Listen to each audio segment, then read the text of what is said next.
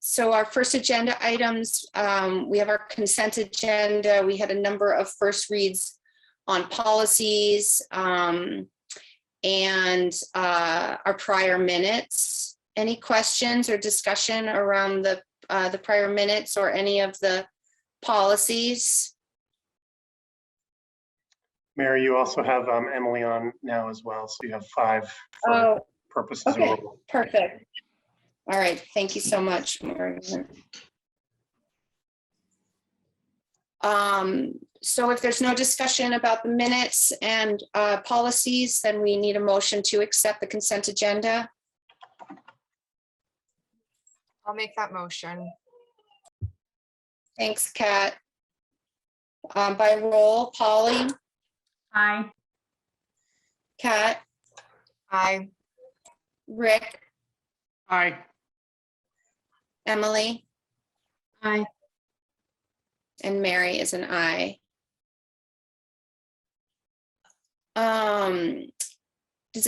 Any board members or Lynn, do you have a need to reprioritize the flow of the meeting for any reason?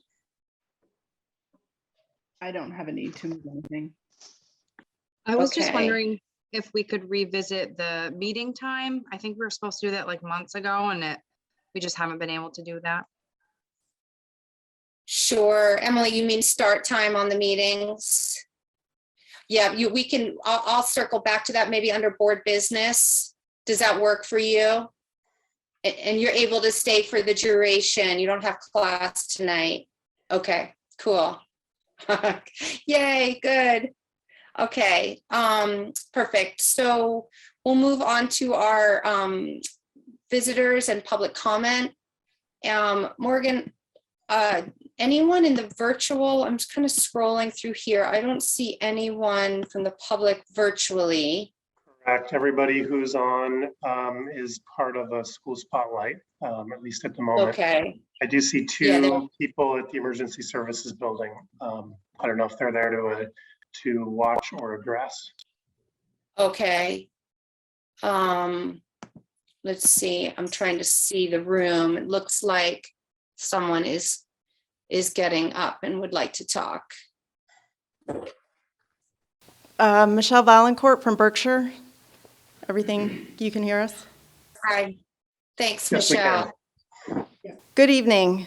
We want to thank Superintendent Coda, the DEI Director, Michelle Irish, and the Director of Instruction and Learning, Jody Valancourt, for meeting with us. Clearly, we all want the students in our district to succeed. However, 3 things stood out to me during the conversation we had. 1, an assignment that was deemed inappropriate because it required students to disclose sensitive personal information, such as their gender identity, sexual preference, and religious affiliation, was finally taken down. Thank you for taking that action. However, a majority of the students did not understand that the assignment was inappropriate, and the administration never explained it to them. Our students are being groomed to disclose private sensitive information, such as their gender identity and sexual preference. The Vermont Agency of Education believes this grooming behavior should begin in preschool. Our children are not being taught that they do not have to disclose this information, and parents are not being allowed to opt their children out of the instruction. Students are being groomed to accept these discussions and ideologies regardless of their maturity level. 2, our administrators do not think that the simple message of being kind is sufficient for students. They believe the issue is more complicated, so students have to be taught to be kind because of someone's race or gender or sexual identity. If students do not get the basic message that we must be kind to each other, then their behavior will not improve if they're being told to be kind to one another because of something. That message will only serve to separate and cause division. 3, much of the DEI curriculum and hidden curriculum audits are done to make sure that the students feel safe in a school environment. The goal being that if they feel emotionally safe, they will be able to learn better. Learning about how you feel is important to learning how to deal with your emotions. But while creating a safe environment is vital, constantly focusing on how students feel teaches them to be egocentric. We recently spoke with medical professionals who train graduate-level students to work in hospitals. We know of 2 examples in the past year where students were unable to successfully complete their internships. One was feeling overwhelmed with the demands of the job and the environment and could not complete the internship or thesis. The other had their student internship extended and had intensive one-on-one guidance to try and help them. This student engaged in life-threatening treatment to patients. Neither student was equipped to handle the demands of the job that they had gone to college for 6 years to do. How they felt about their environment was allowed to supersede their suitability for the job. Neither student successfully completed the program, yet both students graduated. Both are now able to work in the medical profession, one of whom, again, had it documented in their evaluation that they were making life-threatening treatments to patients. Luckily, this did not occur in our community. But if we continue to be hyper-focused on how students feel instead of teaching how to be successful despite what they are feeling and despite adversity, then we are not actually helping students in our community or our community. Instead, we are creating a culture where the only accountability is how someone feels at any given time. It's no different than a bad call made by a ref at a sporting event. It happens. Athletes have to move on and do their best, regardless of how they feel about the call made, or they will not succeed. Kids are as smart as you let them be. They know how to play the feeling game and will exploit it. Please do not allow them to dictate curriculum based on how they feel and teach them to achieve despite how they are feeling. Working hard, making good choices, and having personal responsibility of your actions make a person successful. On another note, last year, we were bombarded with surveys so our community could provide input into proposed COVID procedures within our supervisory union. Maybe we could return to that practice to help guide and support policies that are being enacted. Thank you.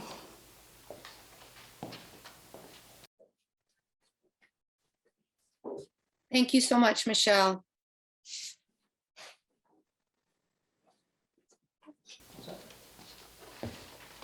Hi, Jared Valancourt from Berkshire.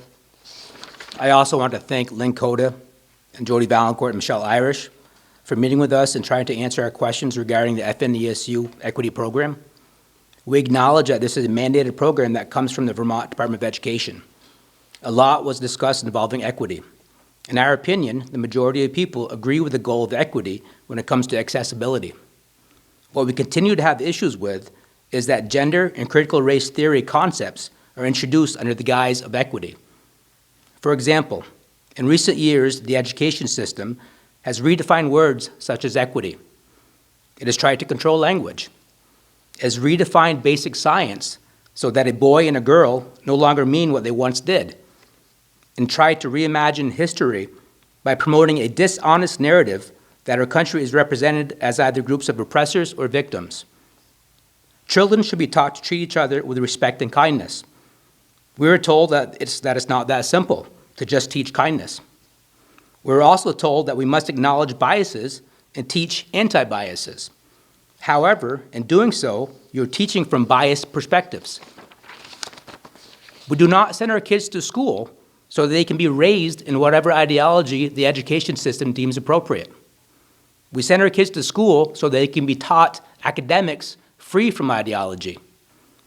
For example, from the Full Spectrum Educator's Guide to Implementing LGBTQ+ Inclusive Sex Ed, promoted by the Vermont Agency of Education, it is considered a best practice to ask students to suspend their disbelief for situations where they might have to role play as a different gender or sexual identity.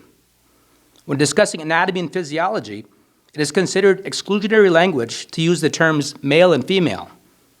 When discussing pregnancy, educators are to recognize that anyone with certain anatomy can become pregnant, including individuals of all genders.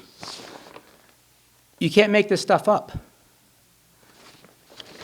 Parents, if you're not already doing so, you need to find out what your child is exposed to in school. If there is something that you do not agree with, you need to question it.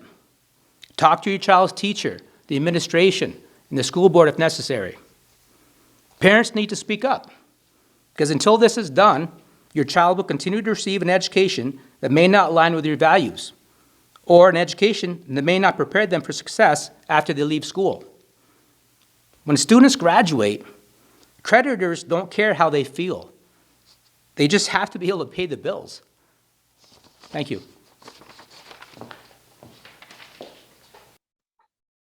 Thank you, Jared.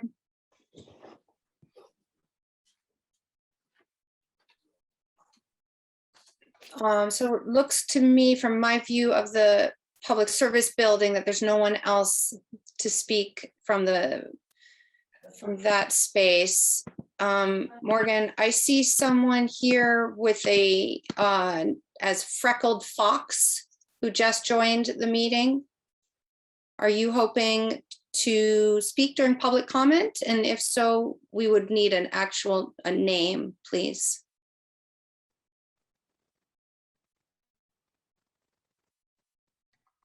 Gabby reports that she also has some parents who may be logging in and watching. So I Okay. messaged them and haven't gotten anything back yet. Okay, And I don't see anything changing on the Zoom. So all right. maybe someone to watch that spotlight. I'm not sure. That sounds good. So we'll move on then. All right. So we'll move on to our spotlights, and Dominic, you are up first.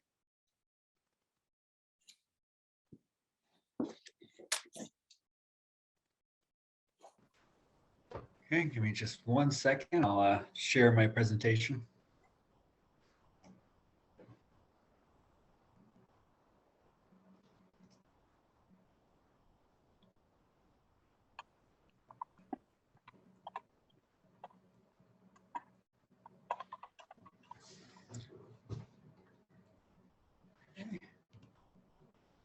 Okay, is everyone seeing that okay?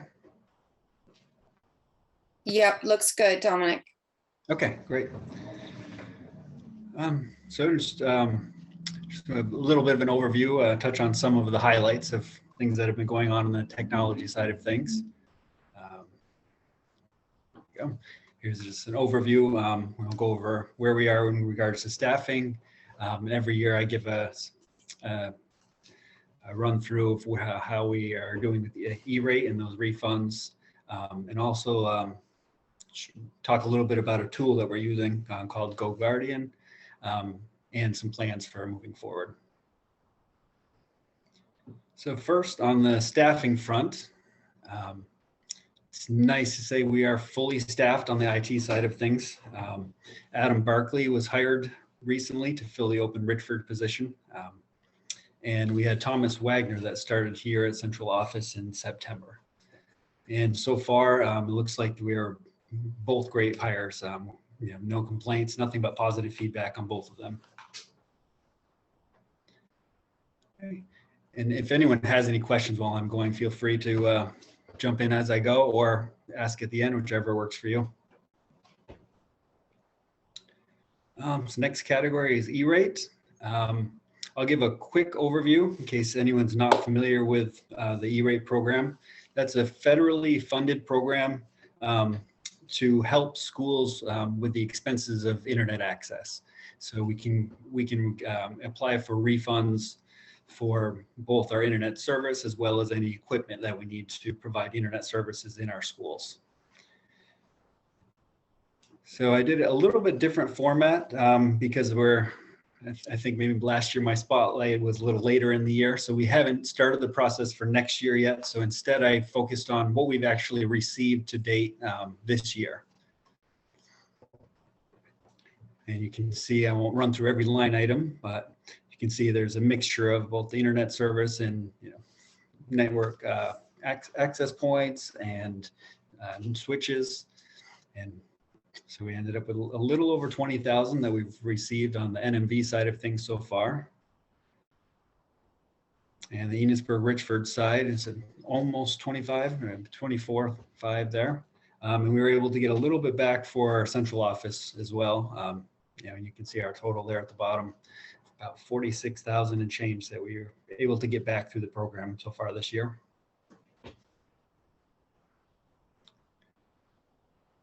Okay, so then wanted to just talk a little bit too about student safety, student internet safety, and we're using a tool called GoGuardian, and we thought, we want to really make sure we're putting a focus on student safety. We're using devices more than ever and going remotely from time to time as well, or some students are fully remote, so you needed to be able to make sure we had tools in place though, that we could do the content filtering and those types of things even when students aren't at school. So we're using something called the GoGuardian, and we're using the full suite, which has several different parts to it. So I'll kind of break down a quick overview of the different parts. First is GoGuardian Admin, that's kind of your more traditional content filtering that most people are probably aware of, where we can monitor those student Chromebooks. And in this case, it does work when they're at home as well. And it's nice with this system that the settings are fairly granular, so we can change those settings. One school doesn't have to agree with another school on exactly how things are set up, or we can even change it based on grade level. If you want to allow some sites to older kids that you don't allow to younger ones, or if a parent, says we really don't want our kids having access to any social media, we can set that up for a specific student or a group of students, things of that nature. So another module of it is GoGuardian Teacher. That's a classroom management part of it. That actually allows students to, when they have a class, they can pull up all of their students' screens in real time and see what their students are doing to make sure they're on task. Or if they wanted to get to everyone to a certain website, they can just, a few clicks can push that website out to the students, rather than having to have all the students typing in the addresses themselves.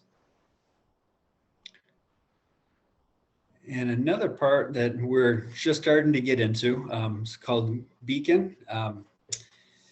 And that's to help us identify students who are at risk of suicide, harm, or self-harm or harm to others. And this one, it's more, it's somewhat automated where it will alert us, but then we have to have people in place to review those as the alerts come in. For instance, when we were first starting to test it out, we got an alert because the word suicide came up. But once I reviewed it, we could see it was actually just a driver ed quiz talking about some of the most common types of death for teenagers. And so we do have to have that hand review to look at exactly what's going on once we get the alerts and see whether or not it's something that is of concern. And Richford High School, they're piloting that for us right now, and we'll get some feedback from them before we roll it out to the other schools. And the last part that was included with the suite is called GoGuardian Fleet. That one's not as much geared towards student safety, but it does help. It's kind of an asset management or inventory system where we can, keep a track of which Chromebooks are assigned to which students, track any repairs that we are done on them, that sort of thing. And again, that's another piece that we're just starting to work with. Okay, and finally, looking ahead, so since we brought Thomas in here, it's been very helpful. Been kind of underwater the last couple of years, so we're making some headway and getting caught up on some of the backlog, and it's enabling me to focus more on some of the admin parts of my job and less on the tech support side of things, since Thomas is heading off a lot of those duties. So student safety, like we just talked about, and as well as student data privacy are, I think, are key things that we want to really make sure we're doing a good job with. Data privacy as far as vetting apps and services and knowing exactly what type of data is collected for all of our students and making sure that we're okay with everything that our students are using in our schools. I also want to put some time in on making it so that the state of Vermont has bought a service from PowerSchool to do all of our state reporting. So if we have the time to get in there and set it up, we can automate a lot of our state reporting, and that'll make that much more efficient, where might be able to do some of those state reports that come up a few times a year within a couple of days, where it has been more like 2 or 3 weeks worth of work. And I also want to have a little bit of a focus on just trying to see areas where we can be more efficient by working together more. There's a lot of things that are handled on a school by school basis rather than at the SU or the district level, and just kind of taking a look at things and see if there's more efficient ways to do things. And that wraps it up for me. Any questions?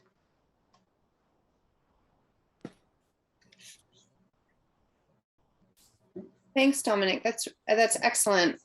I'm so glad that you have more support with your excellent team, and all these efforts are really admirable. Thanks so much for everything you all are holding in the tech realm. Appreciate it. Thank you, Dominic. I think one of the things about Dominic's work is that a lot of it is invisible, and people don't get to see some of the things that he's holding and working on. And I think you did a really good job of giving people a glimpse of some of the things that you're trying to accomplish, and definitely have advanced the work within the organization because of Dominic's work and support. So thank you for all of that, Dominic. Thank you. All right. Thanks again. So Heather Moore, you're up next with your LEAP spotlight. Yeah, I think I'm just going to pull up my screen. 1 second.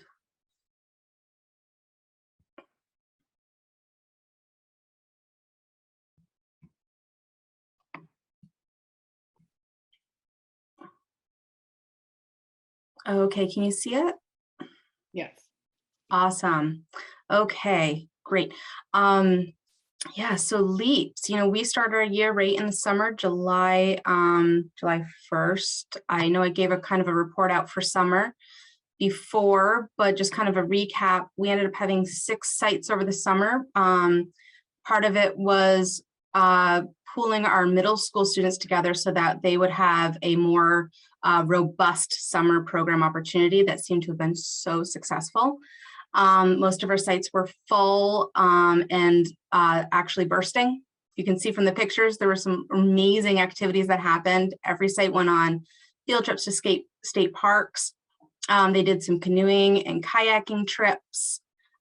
We did a lot of farm to school visits. They were really exciting, and service learning opportunities. We had cliff events where students were getting free books. We did a lot of activities around the Olympics and studying different cultures around the world, incorporating reading groups. There were fishing opportunities, and we employed high school students as camp counselors. During the school year, we're halfway through. Our programs are full. We are averaging about 250 youth per day. That is a celebration. It's about half of what we've had before, but the students are coming back. They're in the programs. They're engaged. They're very, very happy to be there.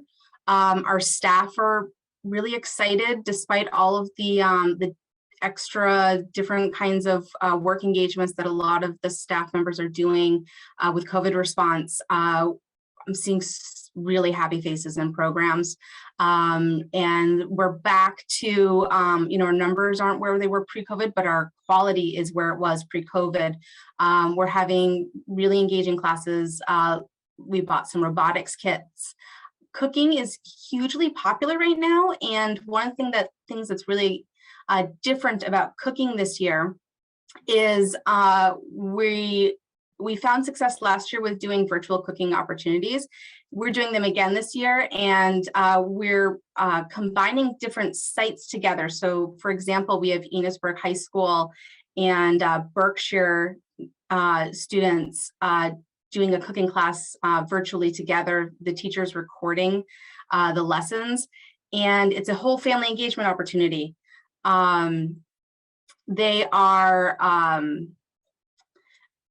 parents and guardians, older siblings, people who are in the household, or they're coming together and they're cooking together, they're sharing pictures, they're having meals together.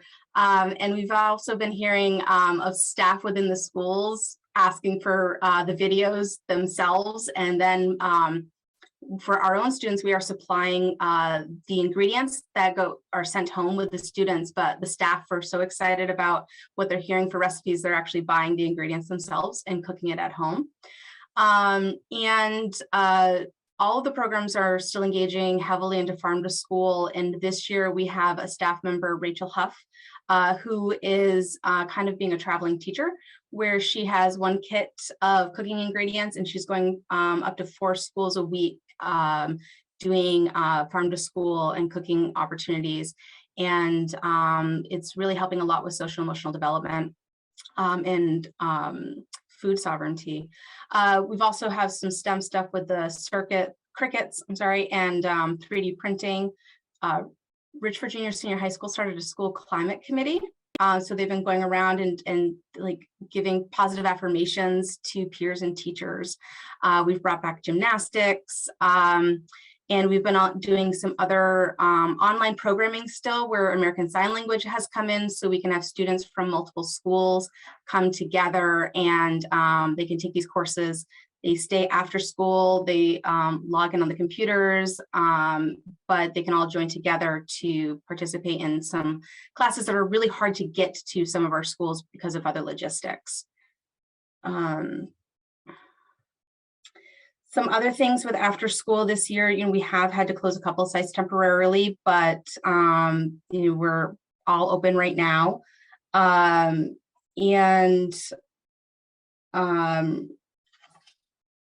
Yeah, we've just, the kids are really, I've been going around to the programs and I'm just seeing happy kids. And that's part of our goal, right? And then these wonderful classes. So looking ahead, there we go. We have some stuff we're looking forward to for the last half of the school year. We're hoping to at least send one team to Junior Iron Chef. We've done that in the past. There's a new program called the Stock Market Game, where students are given a sum of money in a virtual imaginary stock market system, and they learn that trade. And it's a free program this year that we're at least going to be doing at one of our schools. Hoping to bring back partnership with the VSO. We're working on ideas about a school play. We used to do that in the past, and we're hoping that we can do that again. Starting in January, we're hoping to offer biomedical engineering around prosthetics to some of our students, and that'll be a collaboration between some schools again. There's the Vermont After School and Summer Learning Day with the legislators in February. Last year it was virtual. The past 5 or so years, we've had students participate where they talk about their programs, youth leadership, and they get to, we've had tours at the State House in the past, and actually getting to have one-on-one meetings with our legislators. And that's really exciting. We're already planning for summer. Really excitedly looking into more ways of collaboration with summer learning opportunities for all of our students, and expanding on some of the progress we made or changes we made to last summer. And we're still working on a logo for LEAPS because we don't have one, so that we just have a very visible presence.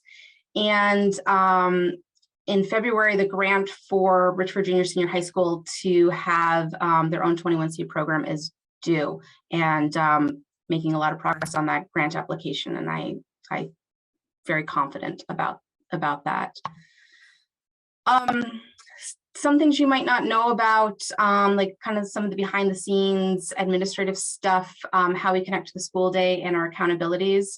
We do have 4 main reporting domains around academic performance or academic achievement, program performance, health, fitness, and wellness, social emotional development. So all of our programs are designed to be working towards one of those domains. And so we have asked our instructors to target a domain in whatever kind of class that they have, so that we know, what the goal is, what they're going to be working on in that class, and it helps to keep some focus.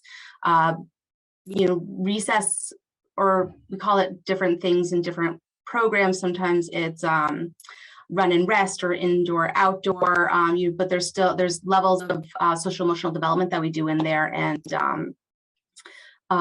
same with board games, it's either social emotional development program, or we also incorporate math and literacy. There's we have a whole spreadsheet on different games that we can do to try to help use fun to connect with these academic learning achievements as well. And for the second year in a row, I've been working with Michelle DeBurge on professional development for the paraprofessional staff and the LEAP staff, because we actually have a large amount of our staff overlap. So part of the focus in January and March this year is supporting with the MTSS and UDL work that we're doing within the school systems. And then other professional development around social emotional support, youth engagement, youth leadership skills. And then we do have the site visit with the AOE that's happening in January on the 12th and the 13th. Mentioned before, it's a routine visit every couple of years. They come, they see our programs, they see them in action, and they do some interviews to kind of take a look at our programs.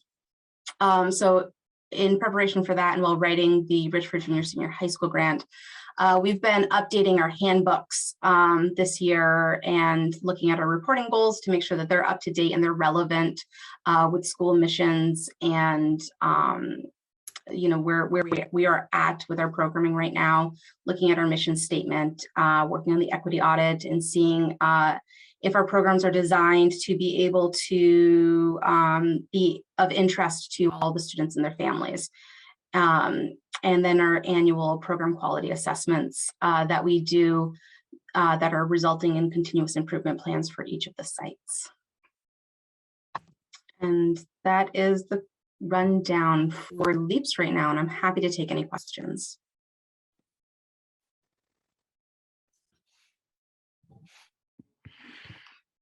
Heather, I always appreciate your enthusiasm and energy when it comes to after school programming.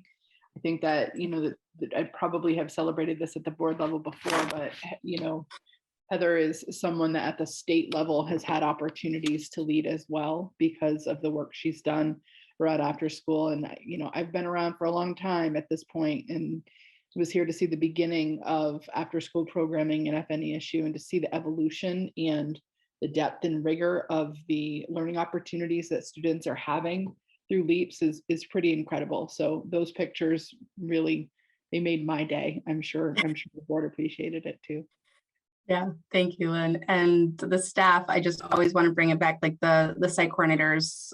When I walk, they just they don't see problems, they see opportunities. And that's what they've been doing the past 2 years, is making some really incredible opportunities. Yeah, thank you so much, Heather. The photos are really heartwarming. I mean, just so sweet and tender to see, that level of engagement and joyfulness and all these incredibly diverse learning opportunities. And I too, I've been on the board for so long, and I've seen the kind of arc from when we didn't have anything like this with my kids that are now college age. And then, the arc as it kind of came into fruition with my younger kids, and then just how you've built this program and this incredible team of educators. And I'm just so delighted. I really appreciate all you do and your amazing grant writing capabilities. It's incredibly impressive. Thank you so much. Thank you. Okay, so Gabby, you're up next with the Virtual Learning Academy. Hi, everyone. I will share my screen. I just want to acknowledge we have some faculty here from the FPA. Anne Morey's here. She's our interventionist. Alessandra LaRusso goes by Allie, and she is the math teacher for K6, and Brittany Young is going to be presenting with me. She's doing literacy K6. So I'll just welcome them. And I will share my screen, but not that screen. Let me try again.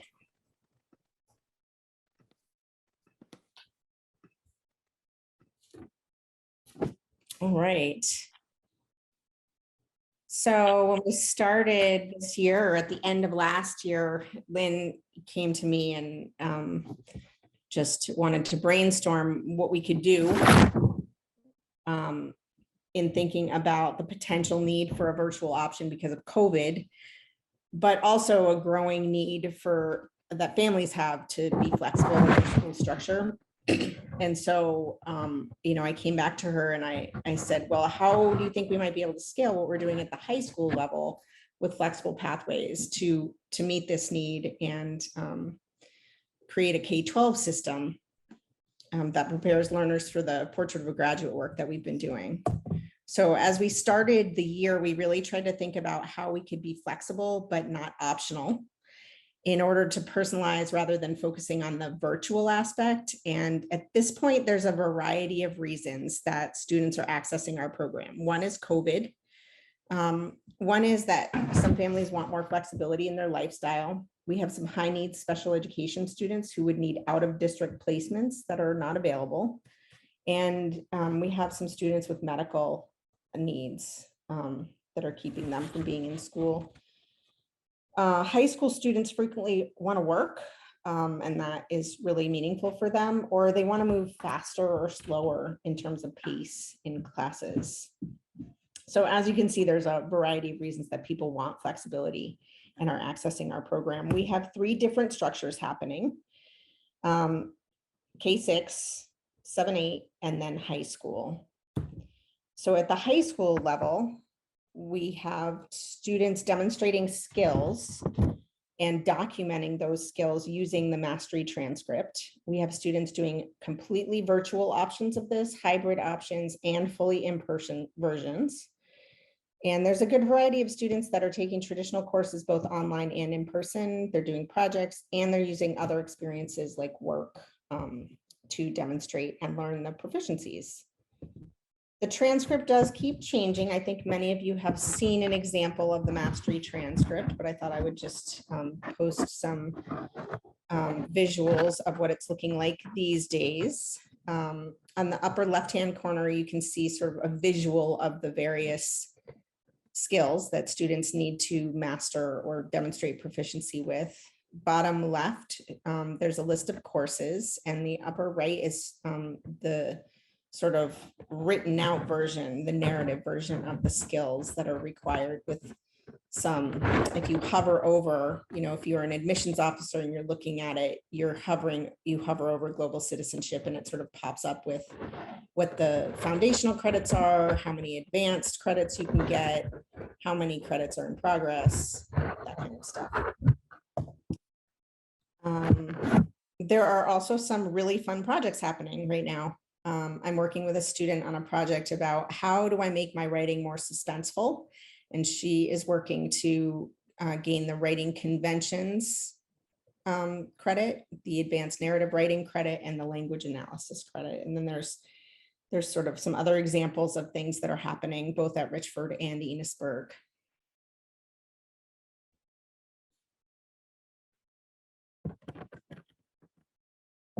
So grades 7 and 8 are using a platform called Ed Options, which offers self-paced online courses, and the courses have pre-tests, so students can test out, so to speak, if they already know content.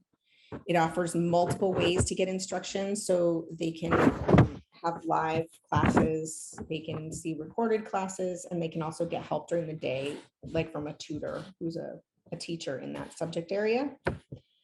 And it also offers rolling admissions, which has been really helpful. When kids come in mid-semester, they can come in, they can pre-test out of things, and then they can move at their own pace. We pick the start and stop dates for those classes. So it's been pretty effective. Here's what that looks like. It's much more structured. the students click on their class, they see the all activities button will bring you to the units and the lessons, and then they click on those, and there's slideshows and mini mastery quizzes within the slideshows, and then they take some sort of test or do an assignment to show their mastery of that topic. It gives you some really good information about whether you're on or off pace, what your grade is. If you stopped doing any work right now, what would your grade look like at the end of the semester, that kind of thing. So it's been pretty helpful. The K-6 option, we've got two main instructors, Allie and Brittany, doing literacy and math, and then we have a PE instructor and an interventionist. And when we started the year, we created individual schedules for all the students, which also serve as their PLP. So students have currently added goals to those schedules, and they're ready to start documenting evidence of their learning as they move through. We have Friday meetings with parents that are PLP reviews. So that's a work in progress. And while it's a rough outline of what I'd like to see and how I'd like to see us interacting with the PLP, it's a starting point. And we also have a strong advisory system to support the growth of that program, or the growth of the PLP use. We're working to grow student voice in order to build that skill of students owning the learning process. And our afternoon explorations time is a work in progress to teach science, global citizenship, and the unified arts as an integrated exploration. Gab, is it possible you have something hitting near your something's fuzzy in your background? Is that better in my background? Well, when you're talking, it sounds like something might be hitting. Is it better? Is that better? Mm-hmm. Okay, I think it's my paper. So these are some pieces of information we gathered from our first community meeting. And we gave students a way to sort of share their ideas. And then we've created a group to promote student decision-making. So these are some of the ideas that came out of that meeting. They told us about the tools that they like to use, and they decided on a mascot, the moose with a laptop and its antlers. That was an advisory project that then came to the community meeting to be voted on. So they're getting us a feel for what it's like to actually have a share in the decision-making process. We have had two guest speakers come to visit to help us facilitate that integrated exploration time in the afternoon. First was an artist who works with ideas around mapping. That was a follow-up to a geography unit that Brittany did. Some of the kids really made some interesting maps that took on a different perspective. We had this student at the top made a map of feelings. We had a morning routine map, and then a more typical map of a student's home.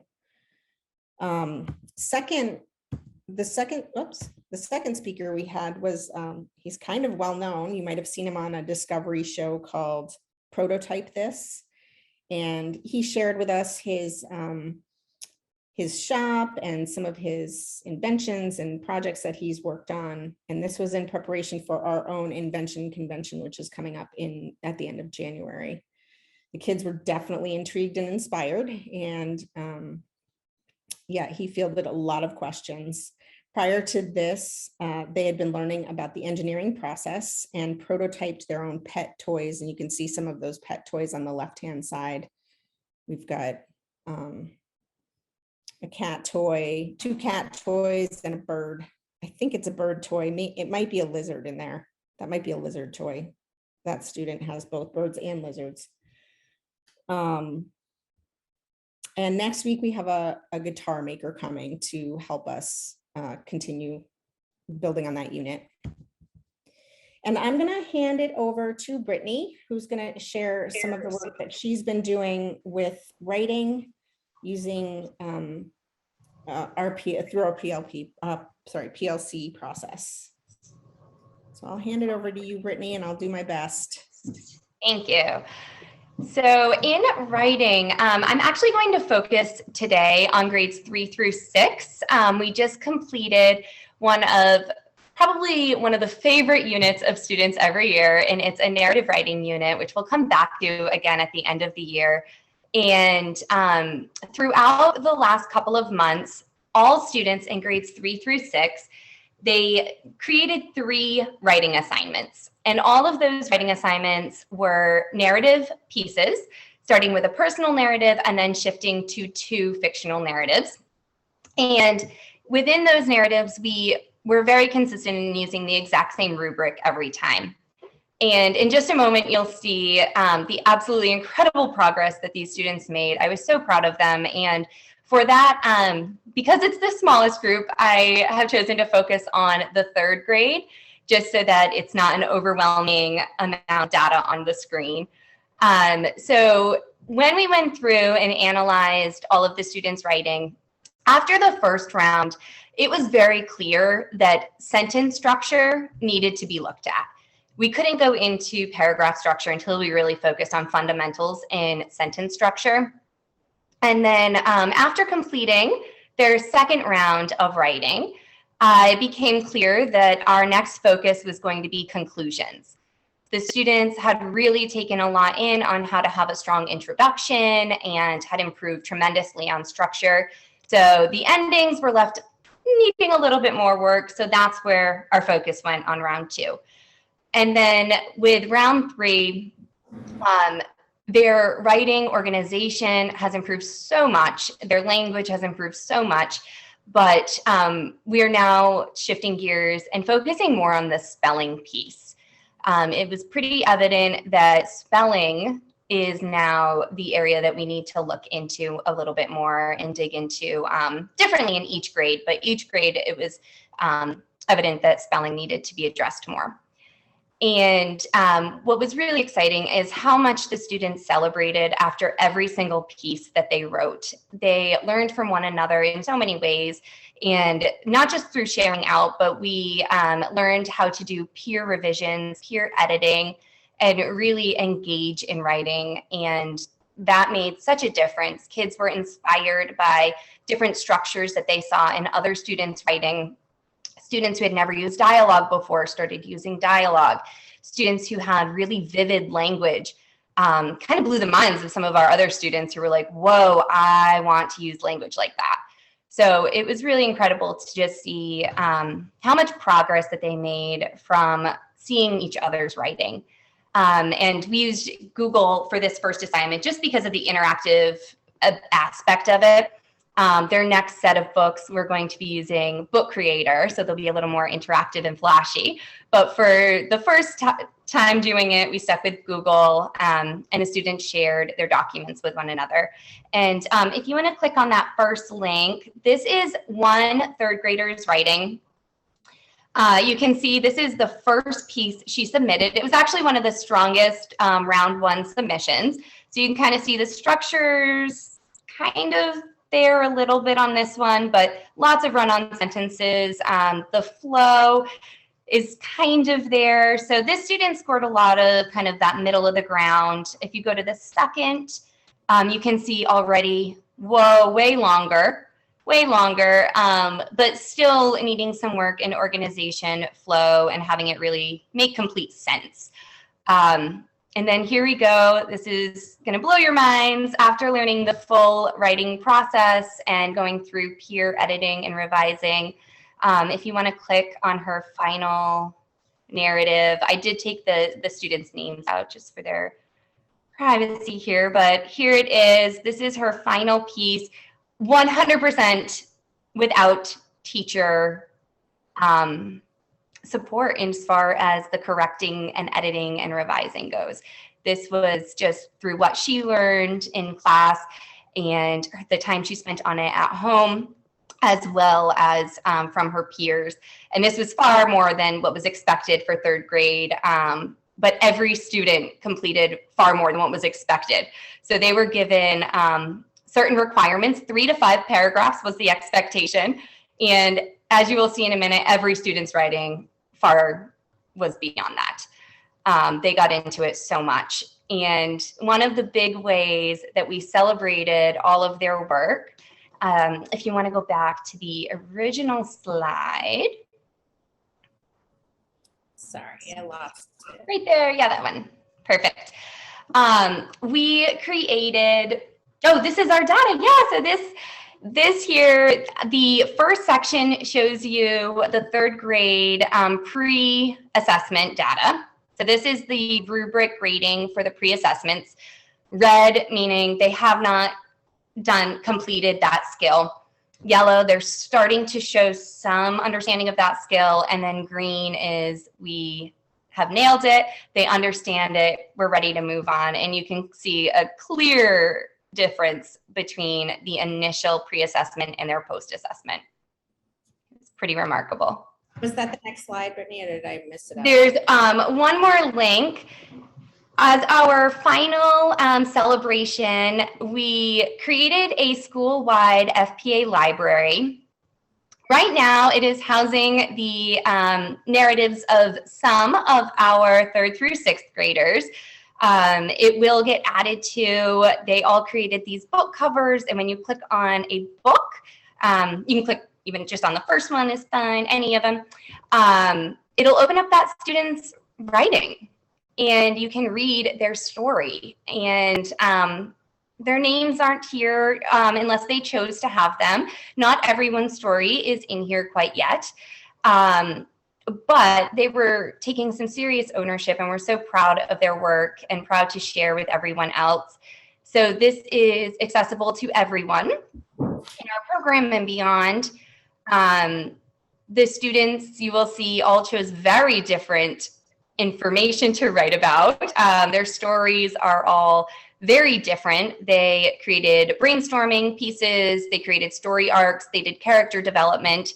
And in here, you won't know what grade is represented by who, but there are 3rd, 4th, 5th, and 6th grade writing pieces. And our next FPA library will be informational. So they're going to be writing nonfiction books next. But this here is just one of the ways that we showcase their writing. And I was blown away by how much the students were excited about it, excited to read each other's writing. Once I introduced it, it was like, oh boy, they could not focus any longer and had to put all of their attention into the library for the rest of class that day. So it was really exciting to see them so happy about the work that they've created. So that's a little bit about writing right now. And same as everybody else, if there's any questions about writing or the program in general. That's some amazing growth to celebrate. Now, they are also proud of themselves, as they should be. It's amazing growth, and just acknowledging the grade bands that you're teaching are pretty comprehensive. I thank you, Brittany. I haven't had an opportunity to really get to interact with you yet because of the virtual nature of the work. I hope that we get to do that soon, but I appreciate you coming on and sharing all of this. And Gab, it's so exciting to see from that initial brainstorm to now how much this has evolved and what kind of opportunities our students are having. So just as a side note, I did send an email to all board members tonight forwarded it from an FPA parent who was very, very thankful for this opportunity and really wanted to take an opportunity to celebrate how well Gab and the teachers in the Flexible Pathways Academy are doing to support and provide really enriching opportunities for students. So thank you to all of you. Can I just add, can I put a plug in as well? So as you know from my board notes, I have created an alternative school because we have some students in our supervisory union that have some pretty significant challenging behaviors, and there are no alternative school openings from Lamoille County to Chittenden County, Franklin County. We have kids on waiting lists, so didn't really have an option. And so in order for students to have this alternative option, I needed to offer general education. And I was very fortunate to tap into GAB. And so students are at the Monteith House accessing the virtual academy with behavior technicians and the support of Heather as the SEL coordinator and BCBA. So it's otherwise I would have had to hire a gen ed teacher to offer gen ed. So this is definitely helping out our alternative school. And it's been really nice to have that communication. We've been communicating very regularly with some of the staff there. So it's opened up a nice line of communication for us. And they're very flexible. I'll thank you for that too, Brittany, because I know that that's as students are coming in midstream, and our goal of the alternative program is SEL intervention to go back to public school, and you guys have been very flexible with offering education. So thank you. Yeah, I think it's really, the flexibility is huge. The students are not always available for academics, but the fact that we can offer it every day is exactly what we need to be doing. So, the hope is that as we can get behaviors and their social emotional needs stabilized, their ability to access academics will be greater as time goes on, and hopefully we'll see an increase in participation. But right now, we really appreciate this opportunity, and Gab, we really appreciate your partnership and creativity in thinking outside the box to make this work for some of our students. Yeah, Gab, I just want to add that I read that letter, and that parent is super appreciative, and it was a really nice letter to read, I thought. And then I do have one question for you. I think a lot of people still don't know that this exists. So I was wondering if you guys had anything planned for like the spring, April or May or something to do a virtual open house or whatever, and try to introduce it to more people. That's a great idea, Rick. I think that Jody and Lynn and I are in conversation about, this is a pilot. This was a 1-year pilot. So what next is the question. And I agree with you. I think we have some opportunities to market this program.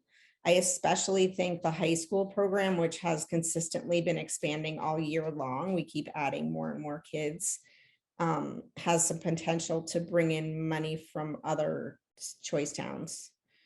So Lynn and Jody and I have talked about ways that might happen at all levels, but I think especially we have some opportunities at the high school level. I really appreciated everything you guys have said, and Brittany, your enthusiasm and seeing the work firsthand of these kids in such a short period of time is really impressive. And yeah, that letter that we got from the parent, I have to think that if all the other parents wrote letters, they would be saying similar things, just based on some of the conversations I've had with some of the parents. And yeah, I just think that I think the guy that wrote the letter touched on it, that they might be in the minority, but this is such an important program, and I just really hope we can continue with this. I can't wait till we don't have to be virtual all the time and we can be face to face again in some situations. That will really open things up, I think. Thank you so much, both of you. That's wonderful. It's impressive. Doesn't really encapsulate everything you've accomplished in a really short amount of time. And it's such a promising kind of model and program. I really appreciate all the strong efforts. And Brittany, it was really nice to at least meet virtually. So I'm glad to see everything that's happening for you all. All right, so moving on then, Morgan, you are up with our big financial conversation. Thank you. To start off with, I did get your November monthly financial report out to you by email. It was actually somewhat timely this month. I'm happy to answer any questions on that, but otherwise it's just informational for you folks to look at your leisure. One motion that I would like to get from you tonight is around accepting FY23 grants. This is a motion that that we bring to you every year, and basically we are checking the box for several of the grants that we apply for from the state. They need to see proof in the minutes that the board has approved making an application. So if you're so moved, the motion I need is a motion to accept all FY23 grant funds, including but not limited to Idea B Preschool, Medicaid, Title I, Title IIA, Title IV, 21st Century Learning Centers, BEST, and MAC. I'll make that motion.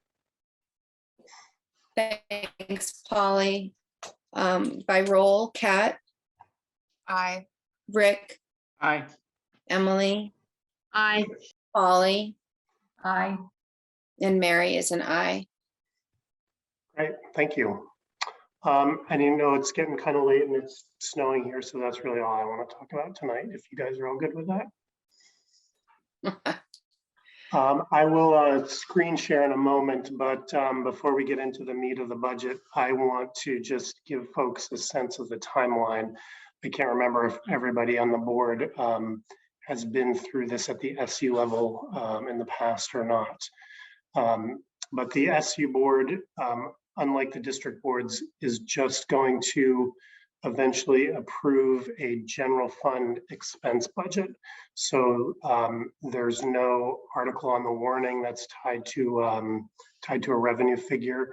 You at some point in this winter season are going to give us the authority next year to spend X number of dollars in general fund money. We have our meeting tonight. We have a scheduled meeting on January 19th if we need it. The NMV board is meeting on January 5th, hopefully finalizing a budget then. The ERU board is meeting on January 11th and hopefully finalizing a budget then. And they really can't do that unless this board has made a move on their budget, because a big part of that local budget, as you know, are the assessments that come down.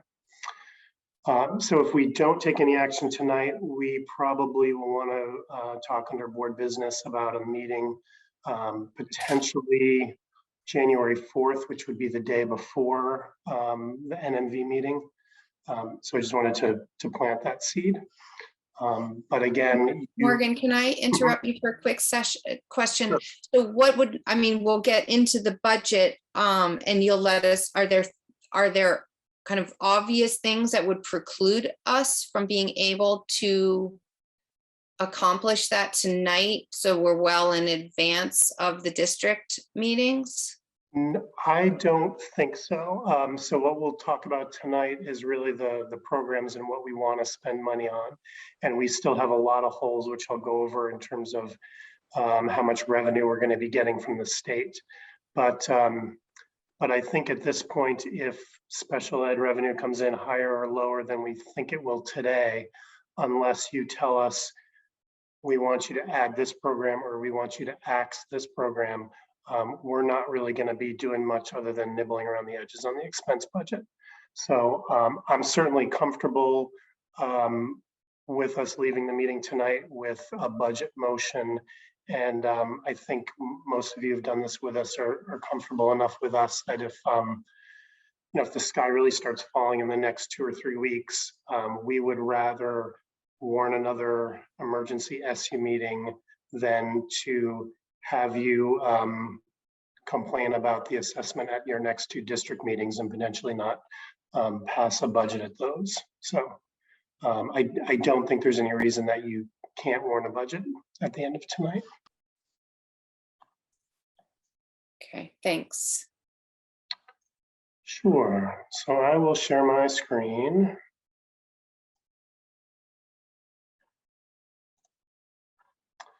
And you all should see one of the many pie charts I dazzle you with up now. This is the SU budget, looking at it from a program perspective. So there are 4 main buckets, which we'll go over in detail. That blue band is the regular ed budget. That's primarily the superintendent central office type expenses, and transportation is a big chunk of that pie in there. The yellow, a little bit less than a quarter, is for the food service program. The big red half of the pie is for special ed, and then there's a tiny sliver for ELL, which is now a subject that we are needing to pull out separately from the regular ed budget, which is where it's been living in the past. So we can come back to this if you want as we get into the line by line, but that's kind of the big picture from a program point of view. And then up now, or up after the delay, will be the big picture from what we call the object code. And so that is looking at the big categories of personnel, so the people that you hire directly, and that's that blue, a little bit more than half of the pie. Services, which is that red section of the pie, and then supplies and materials, which is the yellow section of the pie. And I know I've talked about these categories in your local meetings, and it's just to highlight that when we're talking about budgets, and certainly if we're looking to increase or decrease programs, the money really is in people, and there's very little that we spend on stuff. And if you look at that materials section, 3/4 of it is food, and the rest of it is the pencils and sticky notes and things like that. In terms of the services, a big chunk of that is our transportation contract. Purchase services would be some of those staff that we purchase from NCSS, and tuition would be payments made to schools for out-of-district placements to the extent that we can secure them. So the discretionary part, similar to your two local budgets, is really within the personnel.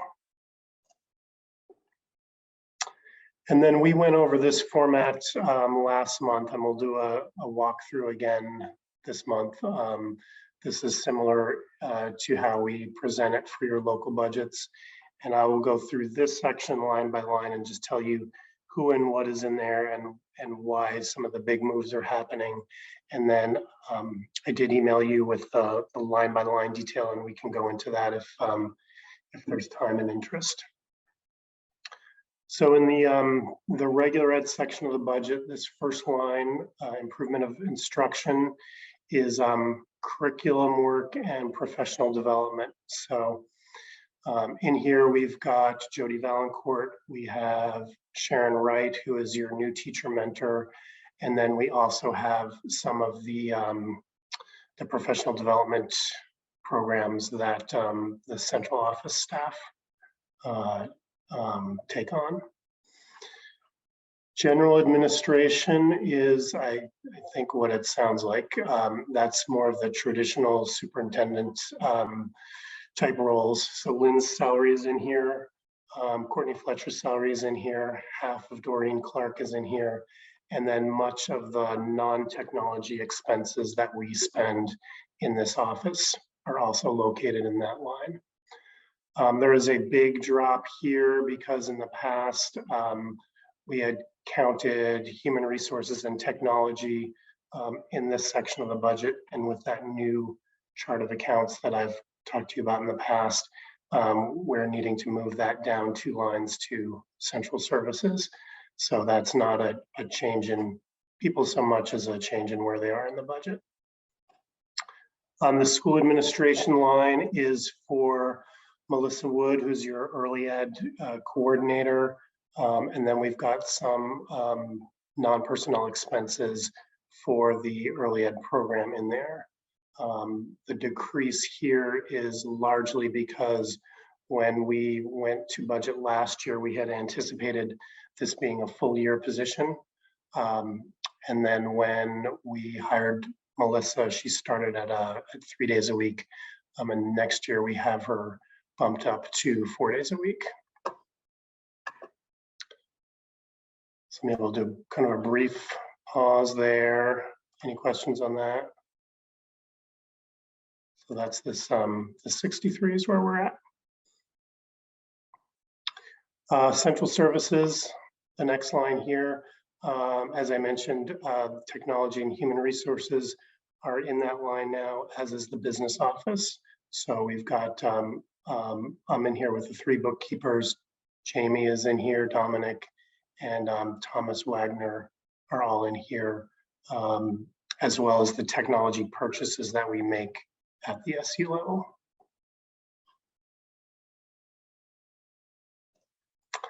Operation of plant is one of the lines where you're seeing a big increase. This is where we are adding money for a larger rent bill, and we are also adding in money for half of Vern Boomhover's salary. We're leaving, at this point, we're leaving the other half in grant funding, and I can talk a little bit about that in a moment as well. But at this point, we're just moving 50% of him into your budget. The last line is student transportation, and that's the transportation contract with Terracell. You'll see a big increase here, and I've picked a number of 9% increase, and the reason is related to the transportation study that we're undertaking. So if we were to keep our transportation routes the same, and we didn't want to bid this out and wanted to just offer Terracell a contract at the allowable rollover percentage, that would be, I think it's about 3.5% this year. So it'd be a smaller increase. That transportation study that we are undergoing now, will be not necessarily making recommendations, but tipping you towards what it might cost if you were to expand transportation to cover the pre-K program, or to expand transportation to cover after school, or to expand transportation so that NMV students in Bakersfield and Sheldon would actually be allowed to attend Richford and get transportation there. Whereas right now, only kids from Berkshire and Montgomery really have access to bus routes to get to Richford High School. So there's some equity conversations that I think are going to come out of that transportation study. And I've put some more money in there, assuming that that the board is going to want to nibble on some of those. I don't know if that's too much or that's not enough, and we will not see the results of that study until this budget is long worn and gone to bed. So I'll do a quick pause there and see if there are any questions on that from anyone. As you're looking for the mute button, I'll tell you that in terms of FTEs in this budget, the FY22 budget had 11.9 FTEs, and this budget has 12.0. And the differences are the decrease in what we had budgeted for Melissa. As I told you last month, Heather Moore is now in FY23 is going to be 100% in the 21C program. And so we've cut that 1 day a week of grant writing out of this budget, and then adding Vern in halftime. So that explains the 0.1 increase.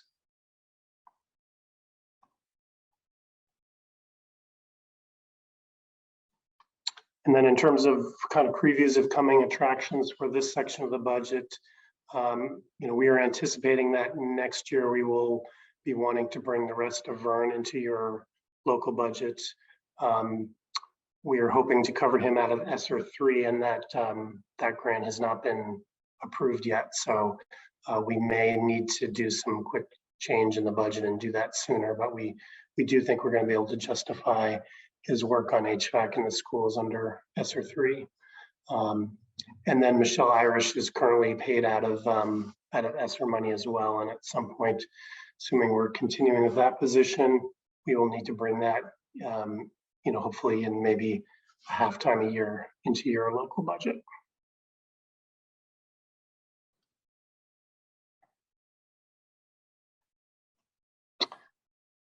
Okay, moving on to food service. You will see a big increase here in terms of expenses.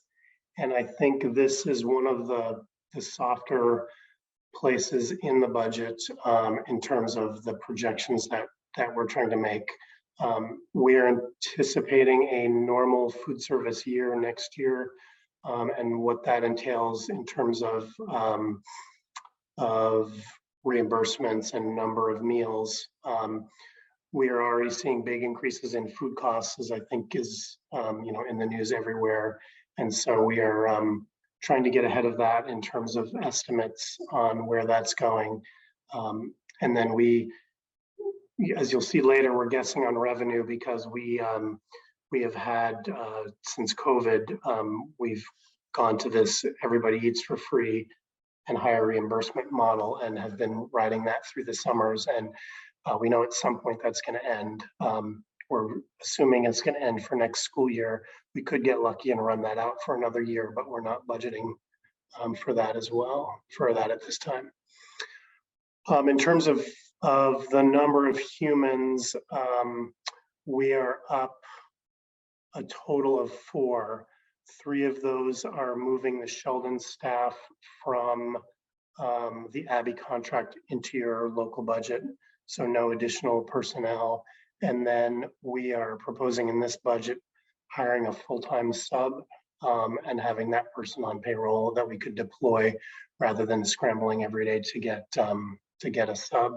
So an additional FTE, but not an additional expense, and that we're either sending Dawn out to work in those schools or hiring the limited number of subs that she can find to work in those programs during those days. And Morgan, that sub would be available for any school, any of the schools in the SU. They could float as needed. Exactly. Yeah. Exactly. What we're hoping is that with a full-time position, it would be more appealing to someone rather than the person getting the call first thing in the morning to come in and work for 4 hours or 6 hours as a one-off. Right. Absolutely. And I think we will have to use both, and Don can talk about this, but we've certainly with COVID, we've had, entire food service staffs have to be put out of the building at times. And so one sub isn't going to cover all our needs until we get back to a very normal year.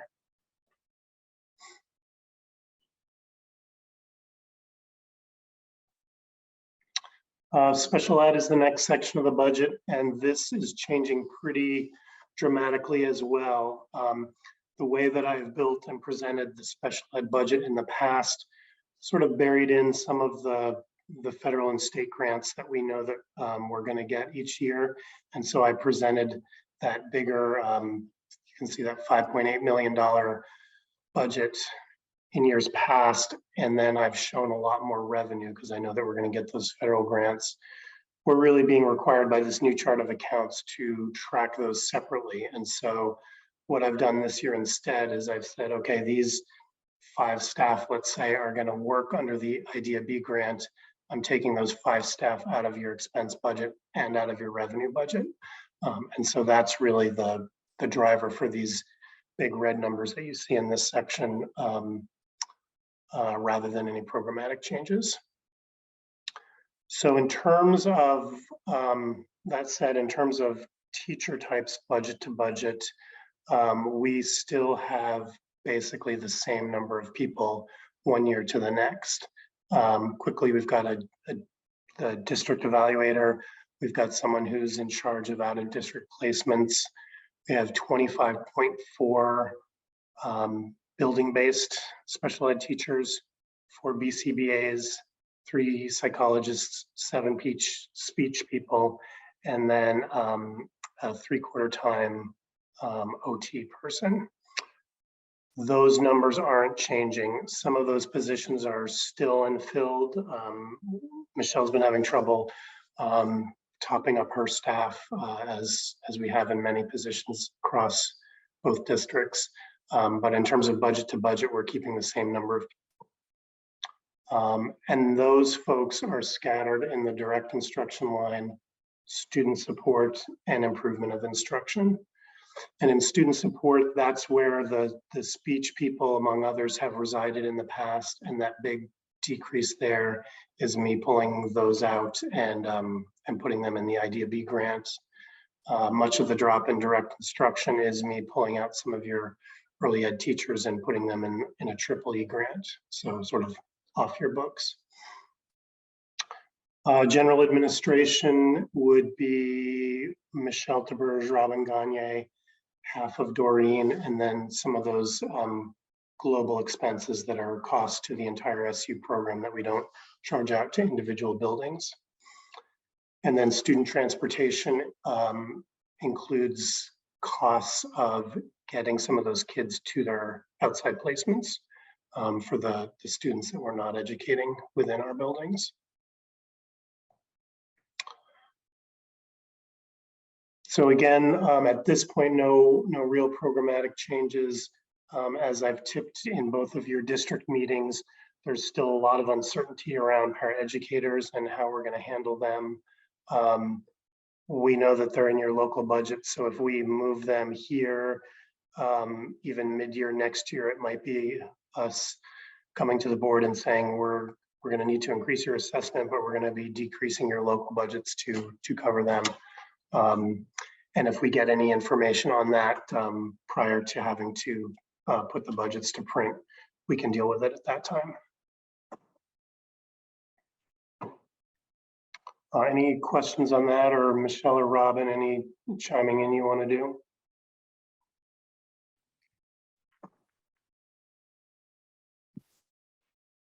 I'm good Okay. from my perspective. Same here. Okay.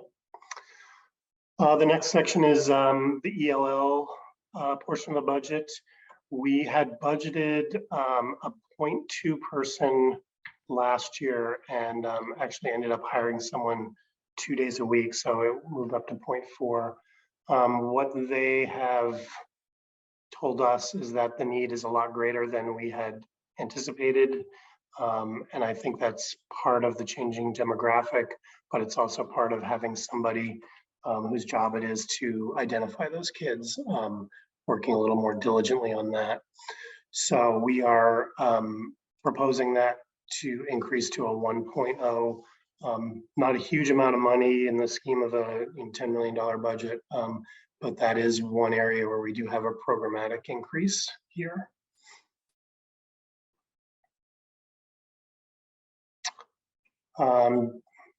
Dropping down, 21st century local bill back. This is a section that we have always had in the past and we've always kept off books. You at the district level have made commitments to the after school program in terms of a dollar amount. The way the bookkeeping works here is that we're actually charging expenses to an account, and then we monthly or quarterly, we will bill the district for those specific expenses. So we're not assessing you a flat amount. We're saying, okay, Heather's salary and some of the site director's salaries are going to go in this bucket, and that's going to be the share that the local districts pick up. We really need to be tracking that in our general fund, and so we've added that in this year. And so it looks like a big increase, but if we spend that full 302,000, we're going to bill that full amount back to the districts. Similar to that, the bill back local section here at the bottom is for those brokered contracts that we do at the SU. So we have a librarian that's shared between Richford Elementary and Montgomery Elementary. Those are two separate districts, so we can't really put them in one district or the other. We put them in the SU, we pay their salary and benefits here, and then we send bills out to the two districts. This is another one where we really should be estimating and putting that money in the general fund. It shows up in your audit that way. But if we don't spend this money, we're not going to bill that back. And if we spend more than that, we'll bill exactly what we incur back. And so that brings us to a pretty tiny increase in terms of the general fund budget. Again, the moving parts are this 258 and this 302 are expenses that have kind of always been there, but you've never seen them in your general fund budget. And then they're offset in a large way by this big shift in special education, moving that off to grant budgets. So in terms of the kind of traditional thing that you folks care about in terms of increases, we've got the ELL piece that's increasing, we've got the food service, and then transportation and moving Vern into your local budget at least half-time. So that's the speed walk on expenses. Any questions before I take a stab at the revenue side? Morgan, I have a quick question about the food service, and it is such a moving target with food costs right now. I mean, I'm sure everyone on this Zoom is feeling it in their small way at the grocery store every week. And so do you all have resources that you're drawing on that are kind of helping? I mean, we're not alone probably in trying to project budgets with the kind of rising costs of so many things in the supply chain right now, food kind of among them, fuel costs as well, and other materials. So like when you landed on how to kind of pad that out or project, did you pick a certain percentage? Has there been guidance from the Department of Education around these costs and such? Yeah, no, nobody's really going to put out any guidance on that. What Dawn and I did was we looked at past history, which is obviously inflated because of all the COVID feeding, but tried to come up with an estimate of, okay, these are the number of lunches, these are the number of breakfasts, these are the number of snacks that are going to be going out of this program in the next year. And then from that, Dawn is coming up with an estimate on if, for every lunch that she serves, there's going to be, say, $2.50 of food on that tray. Well, I'm going to take the number of lunches and multiply it by the number of dollars per lunch, and that's the food cost. And then on the revenue side, we're doing the same thing. Okay, if we sell this many lunches and we know we're going to get this much for every free kid, and this percent of our kids are going to be free, this is the revenue that's going to come in. So the hope is that if we're fairly accurate on that, if the number of meals goes up or down, both the revenue and the expenses will go up and down, and so we'll have a little bit of protection on that. But in terms of food costs, we lunch at $2.50. Sitting here in December and trying to project out for next September with the way things are going, I wouldn't even want to sort of give you what the standard deviation might be on that. If we find that we're going to get killed, we may have to come back to the SU board, or we may have to, look into dipping into some reserves. What we've done in the past is to find out if our assessment would generate significantly too much money. We've, gone to month 11 and month 12 of the year and said, we're not gonna assess the towns for the last month or two and short the revenue coming in because we see a big decrease in our expenses. So we have a few blunt tools that we can use to deal with that, as we get to the end of 23, but we don't really have any tools other than the crystal ball in terms of predicting those expenses now. Right. All right. Thanks, Morgan. Probably not the answer you wanted. So in terms of general fund revenue, these numbers are absolutely not final, and you could warn a budget tonight of a number like this or similar to it, and I will still be playing with these numbers right up until the point where you warn your local budgets. So we're anticipating $7,000 in local revenue. This would be things like interest and refunds and some of the little piddly stuff that we get in, but we know we'll get something each year. We had about 5,500 last year. Other revenue is primarily Medicaid reimbursement money that we get. I am projecting an increase there. And then state revenue here is largely tied to transportation reimbursement from years past. I'm hoping to have that transportation number in the next 2 weeks. This is a guess at this point, but to the extent that that number goes up, your transportation assessment can come down. Food service revenue, I just talked a little bit about that. And so the assessment, will go up and down as we change what we predict the food service program will generate. This amount would include the reimbursements we get for each of those kid meals, as well as the commodities that we get from the feds. And then we do anticipate a little bit amount of local revenue each year. That's primarily the food sales that we make to adults in the building. I don't anticipate this changing much unless Dawn gets word that USDA is tipping a much larger reimbursement rate for schools next year, or if they tip that we're going to be allowed to feed kids again in this summer feeding program throughout the next year, because that reimbursement rate is higher. In terms of special education, we've talked a lot at your local level about Act 173 and those changes there. We will really end up with basically only 2 buckets of money coming in to offset special ed. This 2.9 million is the amount of money coming in from the state, and anything that doesn't cover will be raised in the assessment. You'll see that both of those numbers are down, but the overall expense budget is down as well. This 2.9 million represents the AOE's estimate of what we're going to get in our block grant from last, I'm going to say they sent it out in September or October. What we know is that the formula that they're using is greatly disadvantaging Franklin Northeast because of how they're counting Sheldon, where they're counting the kids, and then what years they're counting the money tied to those kids.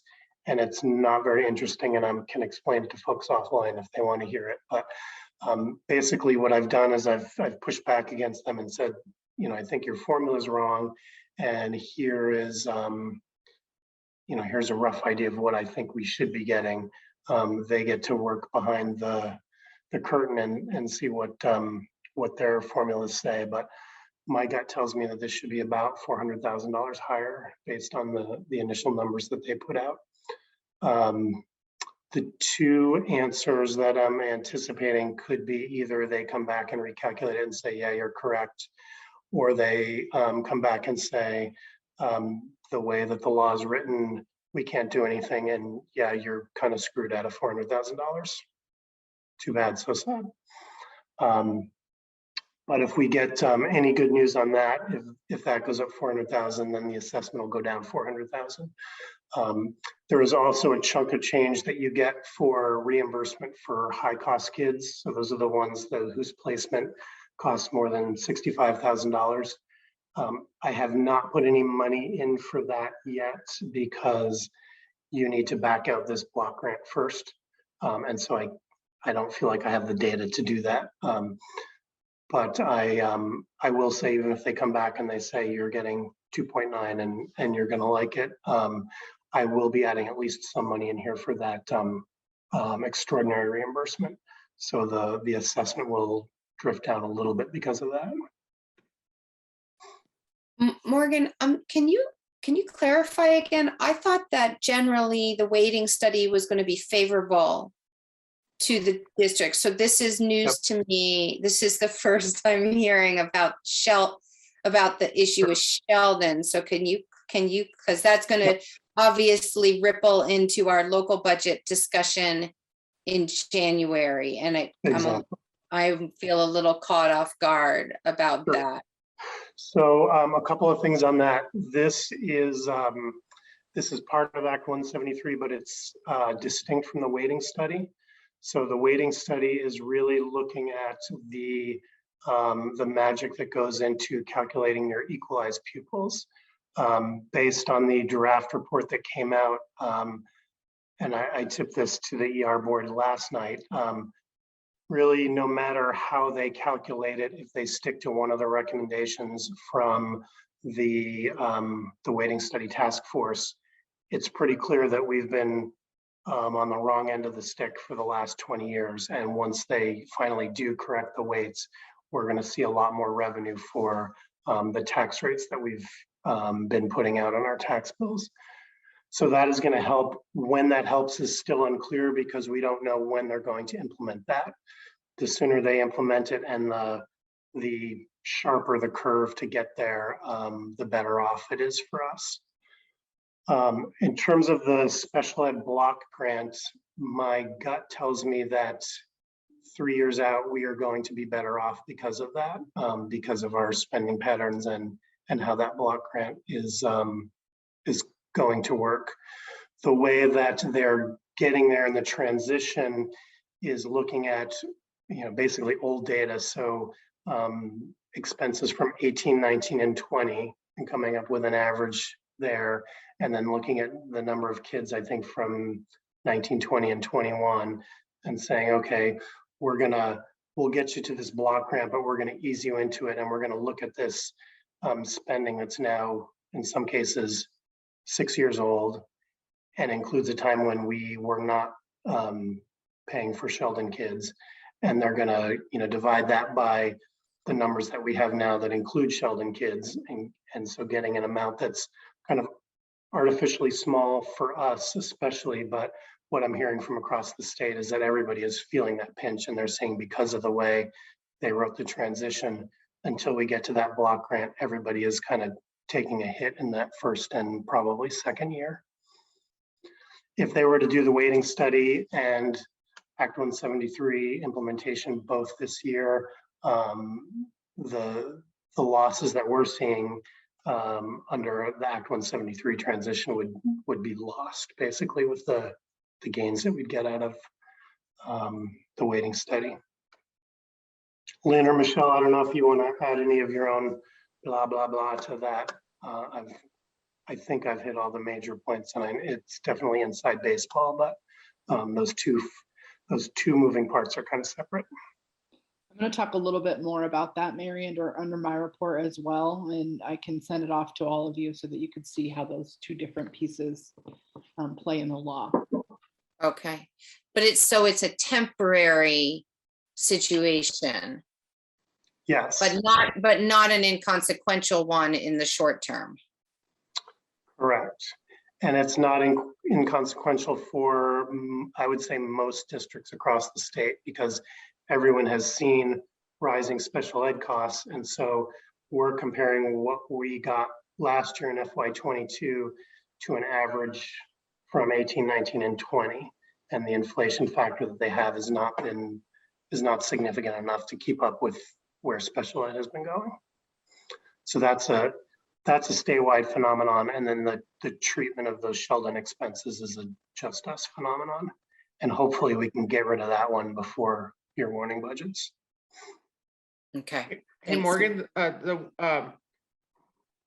way I interpret that is that if we're losing, somebody's gaining, right? So does the supervisory union Sheldon used to be in actually have a benefit now? I mean, is that where that money's going? I am going to let the AOE figure that out. Okay. In theory, when you do the math, Rick, your thinking is not off.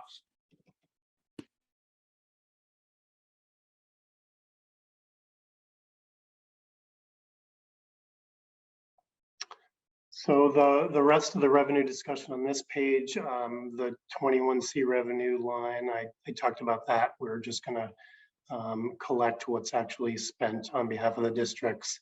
And then the same thing for that bill back local revenue. So in terms of the overall assessment and the overall impact to your local budgets, and so the overall impact to tax rates, those two numbers are going to wash.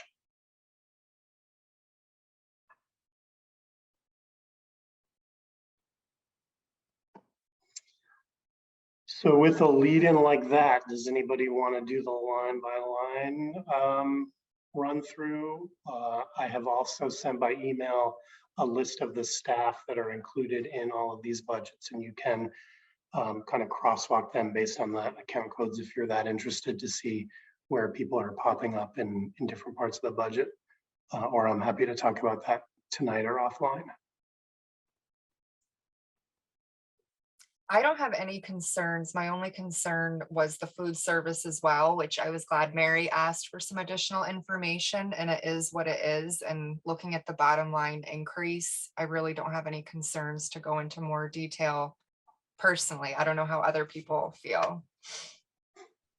I feel the same as Kat.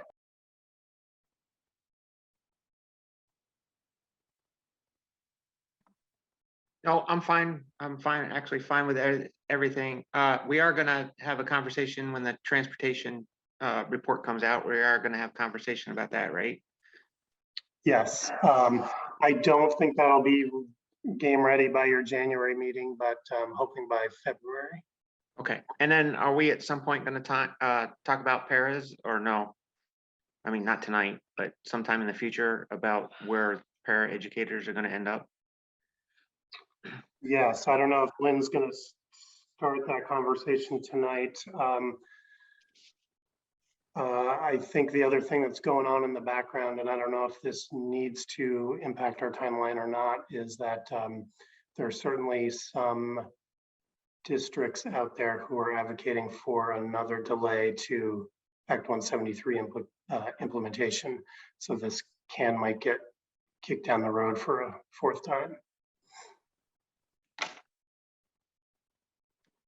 I wasn't really going to go there tonight in terms of the paras because I feel like there are too many moving pieces for us to make a final decision about that. And I am going to talk about that deadline, that timeline piece under mine.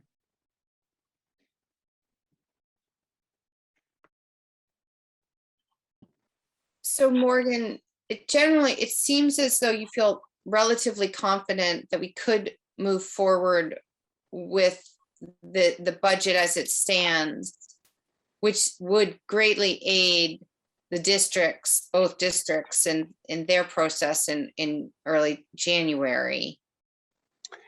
Yeah, I'm fairly confident that unless you as a board want to give us a course correction in terms of what we're spending money on, that this expense number, given the food service discussion we just had, is as accurate as it's going to be come January. The question mark really still is around that revenue piece, and so I would be a little leery if we had to set assessments tonight, but certainly the spending plan I'm comfortable with going forward on that. And you think that by the time the district boards are working on their budgets in January, we'll have a better sense of those assessments? We can hope. The special ed piece is really the big one that I would like to drop between now and the end of the month, so I can get that into your local budgets. It's a question that I've been asking the AOE for month or two now, and haven't got the answer. And they're busy doing things like equalized pupils, which are supposed to come out today. And unfortunately for them, it's kind of all one person at the AOE who's doing all of this now.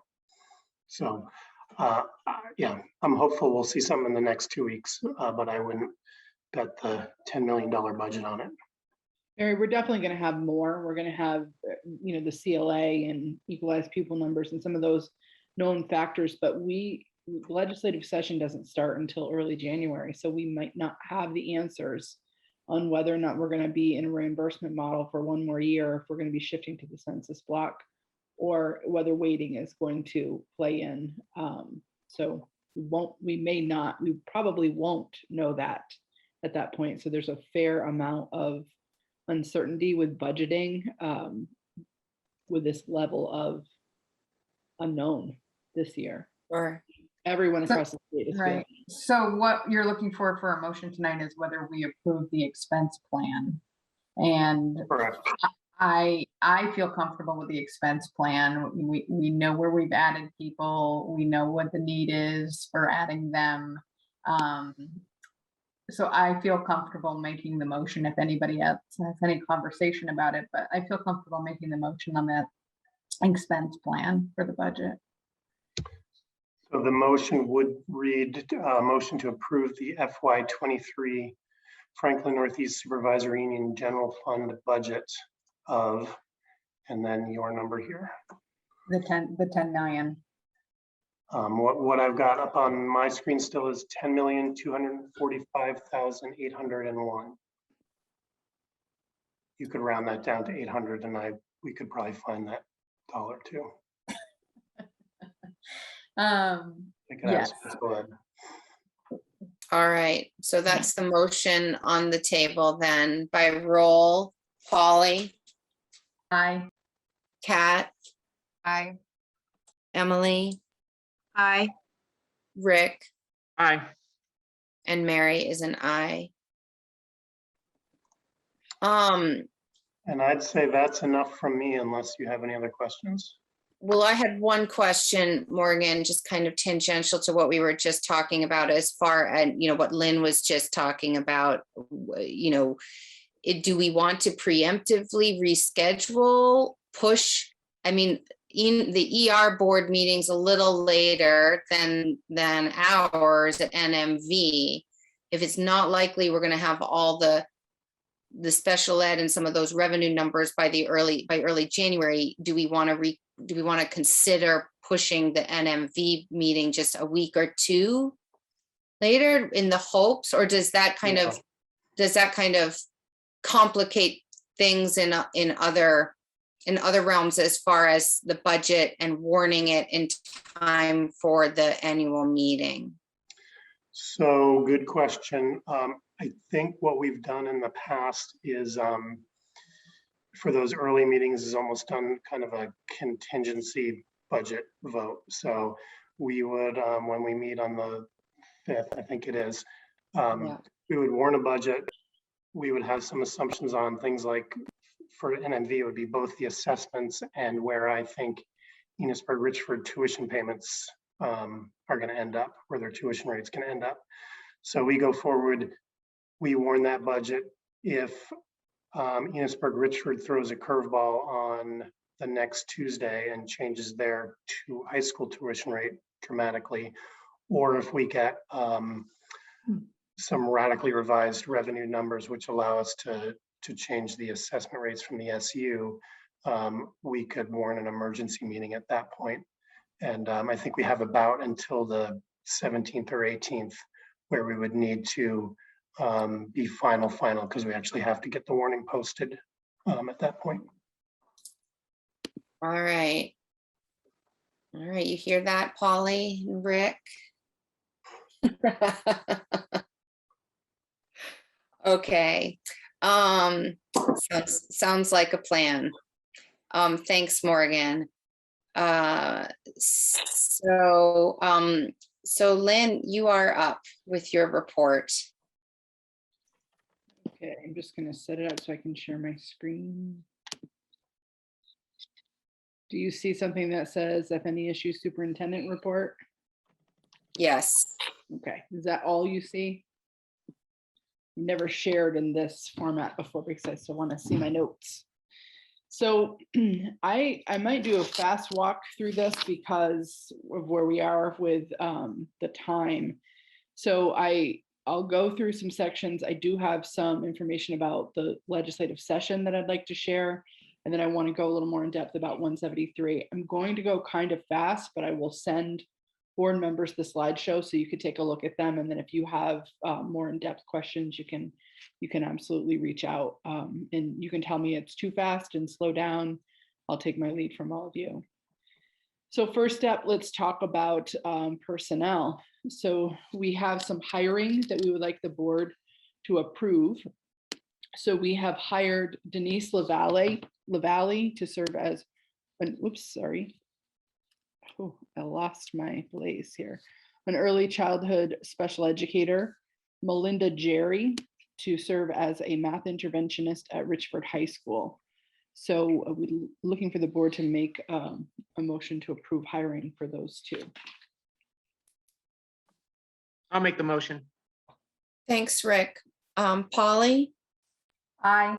Kat? Aye. Rick? Aye. Emily? Aye. And Mary is an aye.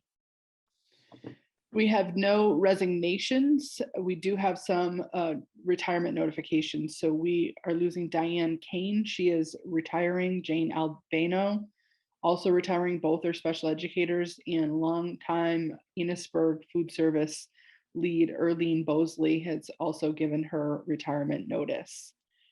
So I would ask for the board to make a motion to accept the retirement notifications for those staff members. I'll make that motion. Thanks, Emily. Polly, Aye.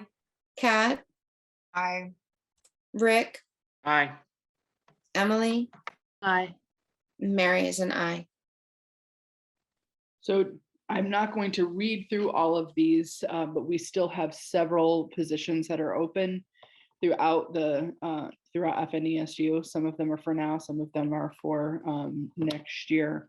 So has been the reality for the last 2 years, is we're operating understaffed. So it's just informational.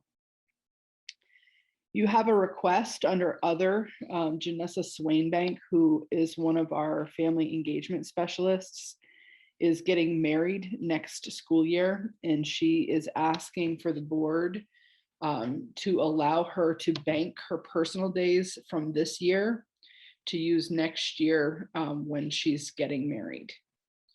So you do have some precedent from a previous employee who made a similar request, I think 6 or so school years ago. So I'd ask the board to weigh in on what their thinking is about that. I don't think I would have a problem, but how many days is it, or do we know that? So it's 3, they get 3 personal days. Morgan, is it 3 or do we go up to 4? My brain is skipping a little bit. I think I probably should check. It's 3. it's 3. Thank you, Jamie. All right. And is it the contract that you lose them at the end of the year if you don't use them? Yes. So we would require a side letter. And Lynn, can you refresh my memory from 6 years ago as to the precedent? What did we decide then?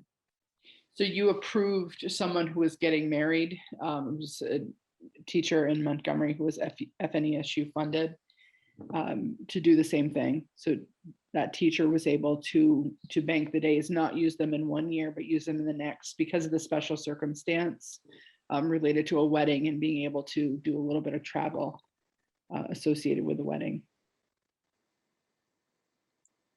And how often do you think you get these kinds of requests? I mean, they don't seem wildly common. It's my 5th year in the role, and this is the first one I've had. Okay. Jamie, did I get that right? I'm not remembering any others like this. No, the only other one was the one you're talking about from 6 years ago. I think we get them a little more at the local district board level than at the SU level. Lynn, I don't know if that's, I feel like I can think of a couple at the NMV side, and then even kind of further back when we were just single town districts.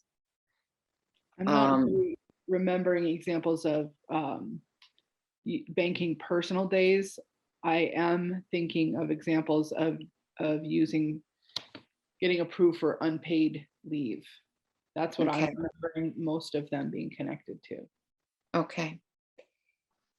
Well, I'm okay with her banking those personal days, as long as Lynn, from a kind of I mean, I don't really see that it disadvantages, kind of the need for staff or anything, since these are personal days. I definitely would put the caveat that it's an extenuating circumstance, right? So I would say based on the extenuating circumstance, so that people aren't just like rolling over personal days. I mean, if you're going to roll over personal days, then make your contract say that. Right. Not for a vacation or something like that. This is a once in a lifetime, hopefully. It's a wedding. That came out wrong. It might not be once. I'm only laughing because I was literally going to say the same exact thing. So I agree. All right, so I'll make the motion to allow Janessa Swain Bank to bank for this one-time opportunity to bank personal days from this year to next year for the wedding. All right, Polly, Aye. Kat, Aye. Rick, Aye. Emily, Aye. and Mary is an aye. Thank you. I don't have anything under students. I do have, you asked in August if I would bring this back at the December meeting. So in the August meeting, the board granted me the authority to make pandemic decisions similar to what I was granted in statute last year and by the board last year. So I'm bringing this back for board discussion.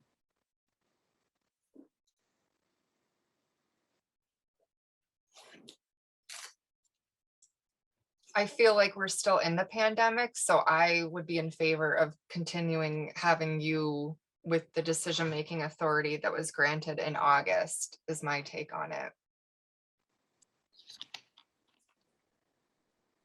Yeah, I'm the same with the caveat, which I think we had before, is that, you know, you just keep us apprised. But as far as like in the moment decision making, I think it makes sense.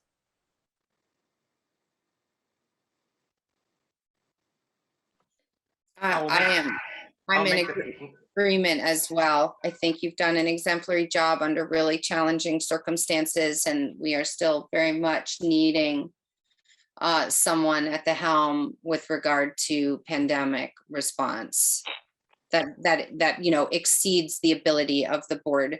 We're just not able to be nimble and responsive enough in the moment, and we don't have access to all the information and data that you do. It makes sense to me that you continue, and you know, I think that we could do another sunset clause at the end of the school year and then revisit it in the spring as we kind of head into the summer and the decisions that'll be relevant for our summer programs and such. And kind of, you know, that's a kind of distinct season unto itself with regard to, you know, what we do at the school level with programs and such. So that would make sense to revisit it at our June meeting as we, or our May, maybe our May meeting as we head into the summer months.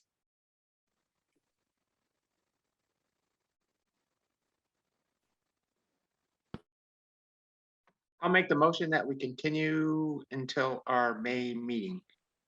Can I just make a point that you typically don't have a May meeting? Typically have an April meeting. Oh, you're right. August. You're right, Lynn. So you might want to say April meeting. April's fine. We'll go with the April meeting. All right, we will circle back in April then. All right, so that's the motion on the table. Polly? Aye. Kat? Aye. Rick? Aye. Emily? Aye. And Mary is an aye. Thank you.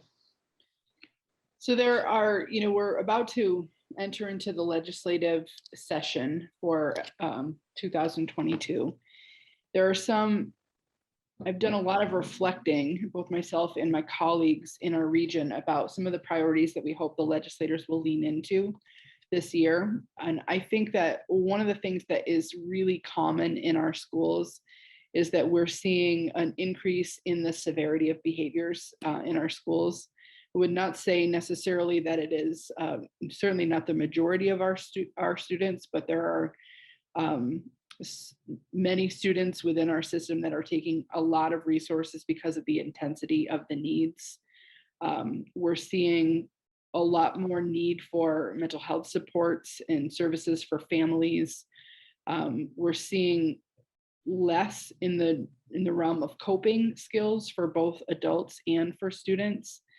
Some of the data that we've had around our, you know, the social services, the human services part of this is that the DCF referrals have tripled. Human services in terms of DCF and our mental health agencies are facing significant workforce shortages. DCF alone their workforce is down 50%. We're seeing that our mental health agencies are struggling with staffing. We're seeing that, you know, some of the in-school supports and the out-of-district supports that we would typically have available to us just aren't there. A lot of that has to do with workforce. So it's ending up with school systems having to do more of the lift around health and human services than we've ever had to do before. So one of the things that I think it's important to advocate for with legislators this year is an increase in support for our designated mental health agencies and for DCF. And also another piece of that would be supporting more of a regional approach options for therapeutic intensive interventions in the area, so that we're not all finding ourselves creating programs like Michelle has been creating because there's nothing else available. So hoping the legislators can lean that way when it comes to supporting schools. In my mind, that's the best thing they could do for us, is to really lean into supporting health and human services in that field. Some other things that I hope that they lean into, I talked a lot with you about our workforce shortage. You're well aware of our staffing challenges. Those are things that are common across the state. We're seeing things that we haven't seen before. We're seeing mid-year resignations in a frequency that we've never seen before. We're seeing morale, fatigue, stress, all increasing. So one of the things we're really hoping that the legislators will do is not lean into, I think that there's this temptation to do more to support education by creating new initiatives. And I hope there's a recognition that in education, we need some time and space to implement the things that we're already being asked to implement. We do hope they'll lean into, as a state, thinking about some recruitment strategies to create more of a pipeline of educator workforce pipeline, whether that's starting with our existing high school students or it's starting with other strategies. Also, I think playing into this is the issue that we're having with the teacher retirement system. And we're hoping that they will really lean into helping to fix some of the issues that we're having with funding that retirement system, as that was shorted for many years by the legislators. And that's something that's definitely contributed to the shortfall in that system. Some of the big legislative acts that have already been enacted that still need work and continued efforts. One is the Act 1, the ethnic studies law. They really need to focus on making sure that that is coherently articulated and that they're really supporting helping systems to implement, and really clearly articulating those standards that schools are expected to take on in I think, a developmentally appropriate, vertically articulated way. The e-finance system that they force districts to shift to through a legislative act, I'm really hoping that they will, the state is recommending they move away from e-finance, and I'm hoping that they will not create another mandate around that they will provide some choice there for systems. And there's a lot of work that needs to still be done around Act 173, the systems of supports and the weighting and the census funding. And that's primarily what I'm going to talk with you about. The two last things, one is around school facilities. I'm really hoping they will lean into identifying a plan for funding school construction projects through the statewide planning process that they have undertaken, which is going to be really important, especially given some of the testing that schools are going to be required to undergo and some of the resulting capital improvements that are going to need to happen as a result of that testing. So we need to lean into how are we going to fund those capital projects as the testing becomes our reality. The other thing is, a lot of attention has been placed on pandemic recovery, and I just hope that there's an acknowledgement that we're all doing the best we can, and we're still very much in a response mode. We're not quite at that recovery phase yet, and I think just some acknowledgement that, you know, if we could just slow down a little and let us manage with the reality that we're currently in without, again, adding more to the plate of an already full education system. So I do want to just talk a little bit. I'm not going to read all of these slides to you, but some of you have been on the board longer than others. And Act 173 goes all the way back to 2018. So I just want to give a little background, a little summary about this. 173 is intended to be a shift in the funding mechanism associated with special education. So that's what Morgan was talking about earlier, that shift from the reimbursing for services model to the census-based block grant. And it's intended to be kind of a cost-saving measure because of the reality of special ed spending in the state of Vermont. Vermont consulted with what's called the District Management Group several years ago to do a study of how we serve students in special education and how we spend money related to special education in the state. So I've linked, again, I'm going to send this to board members. I've linked in that full DMG report for you to take a look at. And the title of the report was Expanding and Strengthening Best Practice Supports for Students Who Struggle.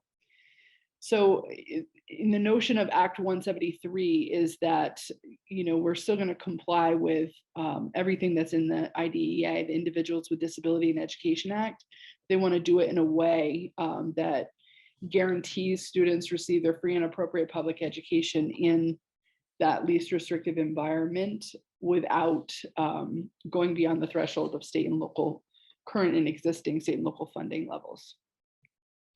So these are kind of the priorities that were identified in the DMG study, and I hope that you'll see some direct connections to the work that Michelle Taberge, Jody Valancourt, and I have been bringing to you for about 4 years now, because we've been really trying to lean into this work and tie it to everything we're doing with our staff, with our professional learning plan, and with our visioning and our improvement plans. So the priorities that were identified, those best practices, were really about ensuring that core instruction meets the needs of most students. So without them having to go out and see an interventionist or a special educator, that most students get their needs met in the classroom.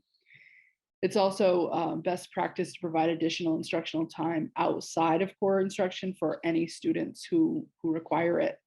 Additional support rather than providing interventions instead of core curriculum, so not pulling students out of their core instruction. Also making sure that that support is provided, those interventions are provided by highly skilled teachers, and creating and enhancing the systems-wide approach to supporting positive student behaviors by experts within our systems. Providing specialized instruction from skilled and trained experts for those students who have more intensive needs. And the goal of those best practices to lead to higher achievement for all students. So in terms of the purpose, again, Act 173 was, this was about, it was essential for all of the districts in the state to really look at Act 173 and figure out how we're going to shift away from the reimbursement model. We write these IEPs and these goals, and then know that we're going to get a certain level of reimbursement for whatever we write in those plans, to a census-based model that makes it more fixed. You really need to identify your system so that you're not having too many students requiring that more intensive specialized instruction at the special ed level with this shift in funding. And that was really the rationale behind making this shift.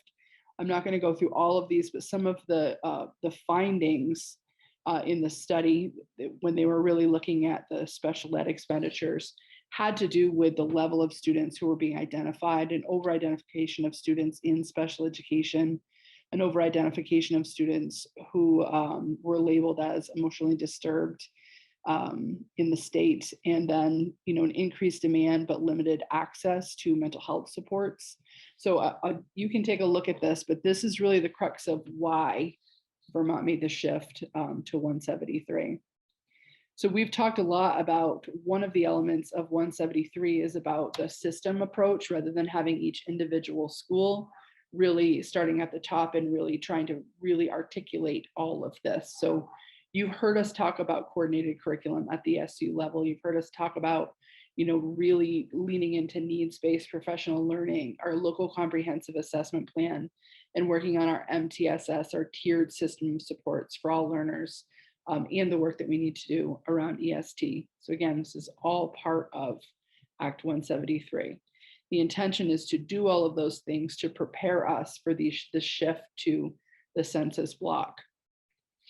So another piece, and this is what Morgan was talking about, Mary, when you asked your question, was about the weighting study. That's separate.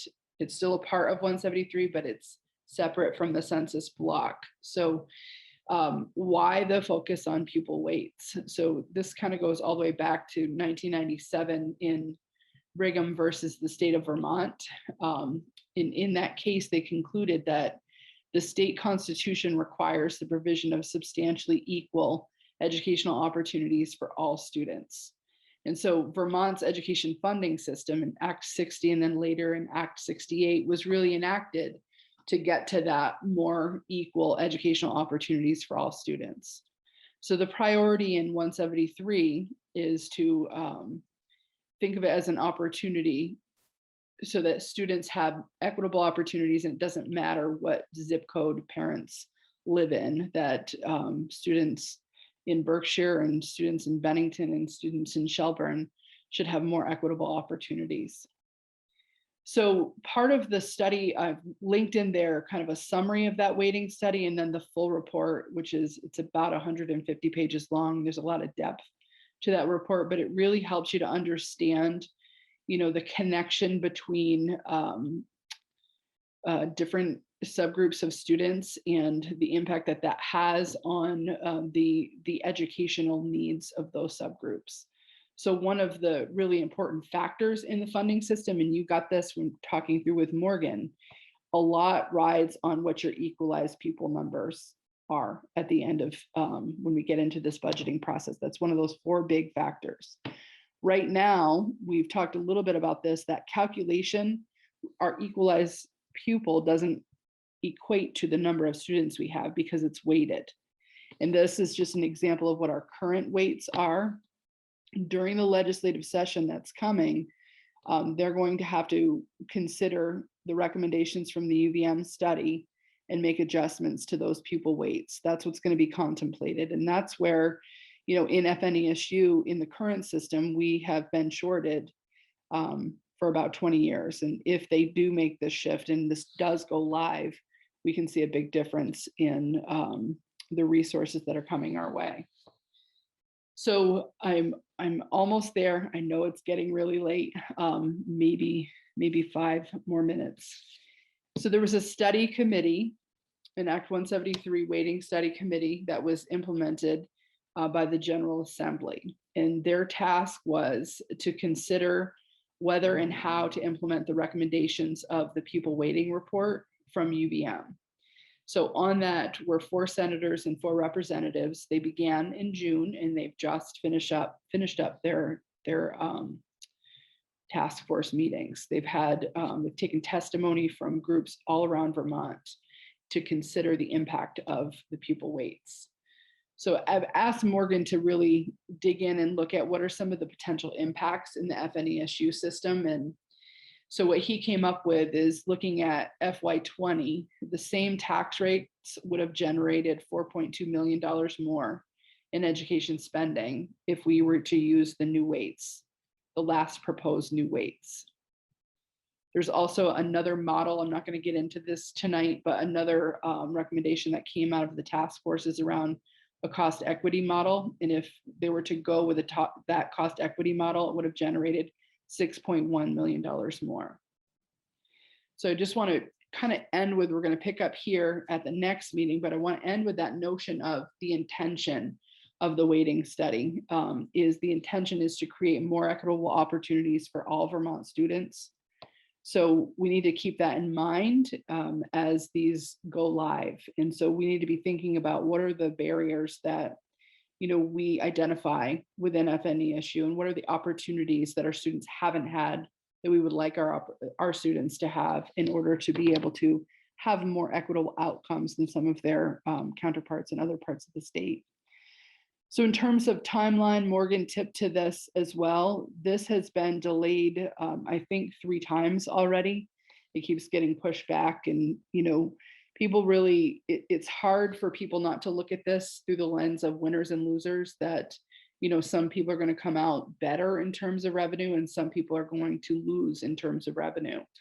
So I think that, another way to look at that is just to think about who's been advantaged in the existing system and who's been disadvantaged in the existing system. And if all of us really want more equitable opportunities and outcomes for all Vermont students, this is, it would be better for us if there was not a delay.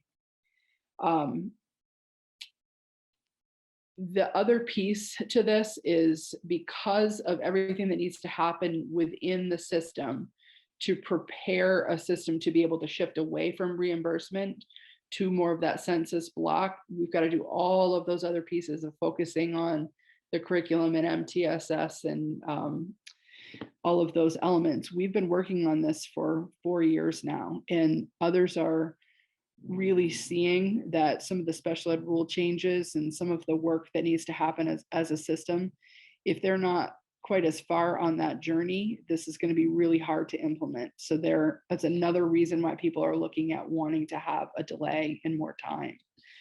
So I wanted to give you this background, and I went much faster than I had intended to go with this, but I'm going to send this to you, and I'm going to ask you to just be thinking between now and the January meeting.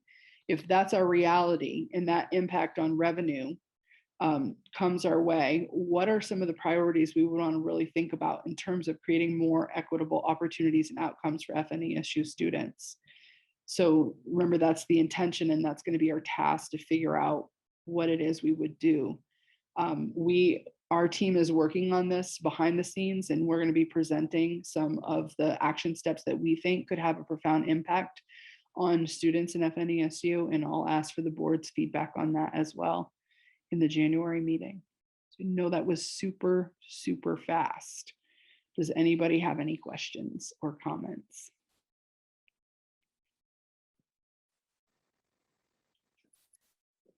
Thanks, Lynn. It's super helpful to get that breakdown and understand it. I mean, I know we've been talking about this for a while, but that was a good refresher for sure. And it's really topical of the moment with everything else that we're exploring. So thank you. I'm really excited to see if this actually happens, and then all of the really awesome ideas that are already on the table that you guys have been working on, and other things that maybe we can throw in. I just feel like there's so much potential opportunity to really bring our kids what they need, because I mean, we just don't have, like you said, whether it's staff in school or staff at our local mental health agencies, there has to be some sort of a position or something that we can talk about to really get to these kids where they need it. It's just super sad, and I'm very hopeful that this will do it.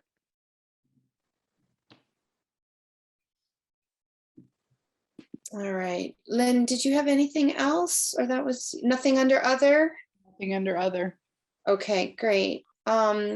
So I'm trying to be mindful of the late hour. If we're looking at our central office updates, I just wanted to give each person an opportunity to, if you had anything to add to your reports. Jody, do you have anything that you wanted to add to your report, or are there questions from the board for Jody? Nothing to add from me. Okay. Michelle Tabersh, you have anything that you would like to add? Nothing from me either. Okay. Michelle Irish, anything that you'd like to add to your board report? No, I don't have anything. Thank you. Okay. Jamie? No, I have no other further items. Okay. Dawn? Nope, I don't have any other. Okay. Melissa? Just a big thank you for approving the early childhood special educator. Excellent. You're welcome. That's great. Good stuff. Robin? I'm all set. Thank you. Okay, thank you. All right. So for board business, I have a couple things under other. Anyone have a future agenda item that they wanted to speak about in the moment? There's always time to add, of course. I got 4 questions for different people. I don't know. Okay, you want to ask them. you want to do that under other, Rick?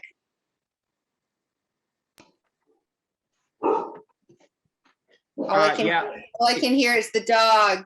He says. I mean, maybe they'll be quiet in a minute here. Dawn, this is all your fault. I just want to let you know that. Oh, this is one of Dawn's pups. Yeah, 2 of Dawn's pups. Oh, wow, you got your hands full. Sorry, Rick, I'm gonna have more on the 19th, so. No, no, I'm not. Contract negotiations, Lynn, what are we doing with that? So I have a meeting in my next meeting with Todd, we're gonna pick the dates. We haven't done that yet. We've had a couple of meetings that we haven't been able to get to. So we're gonna do the norm meeting that we typically do, the ground rules in January, and then we're hoping to get started right after that. Okay, and then Morgan, how is your reserve doing? Are you still there, Morgan? My reserve is just fine, Rick.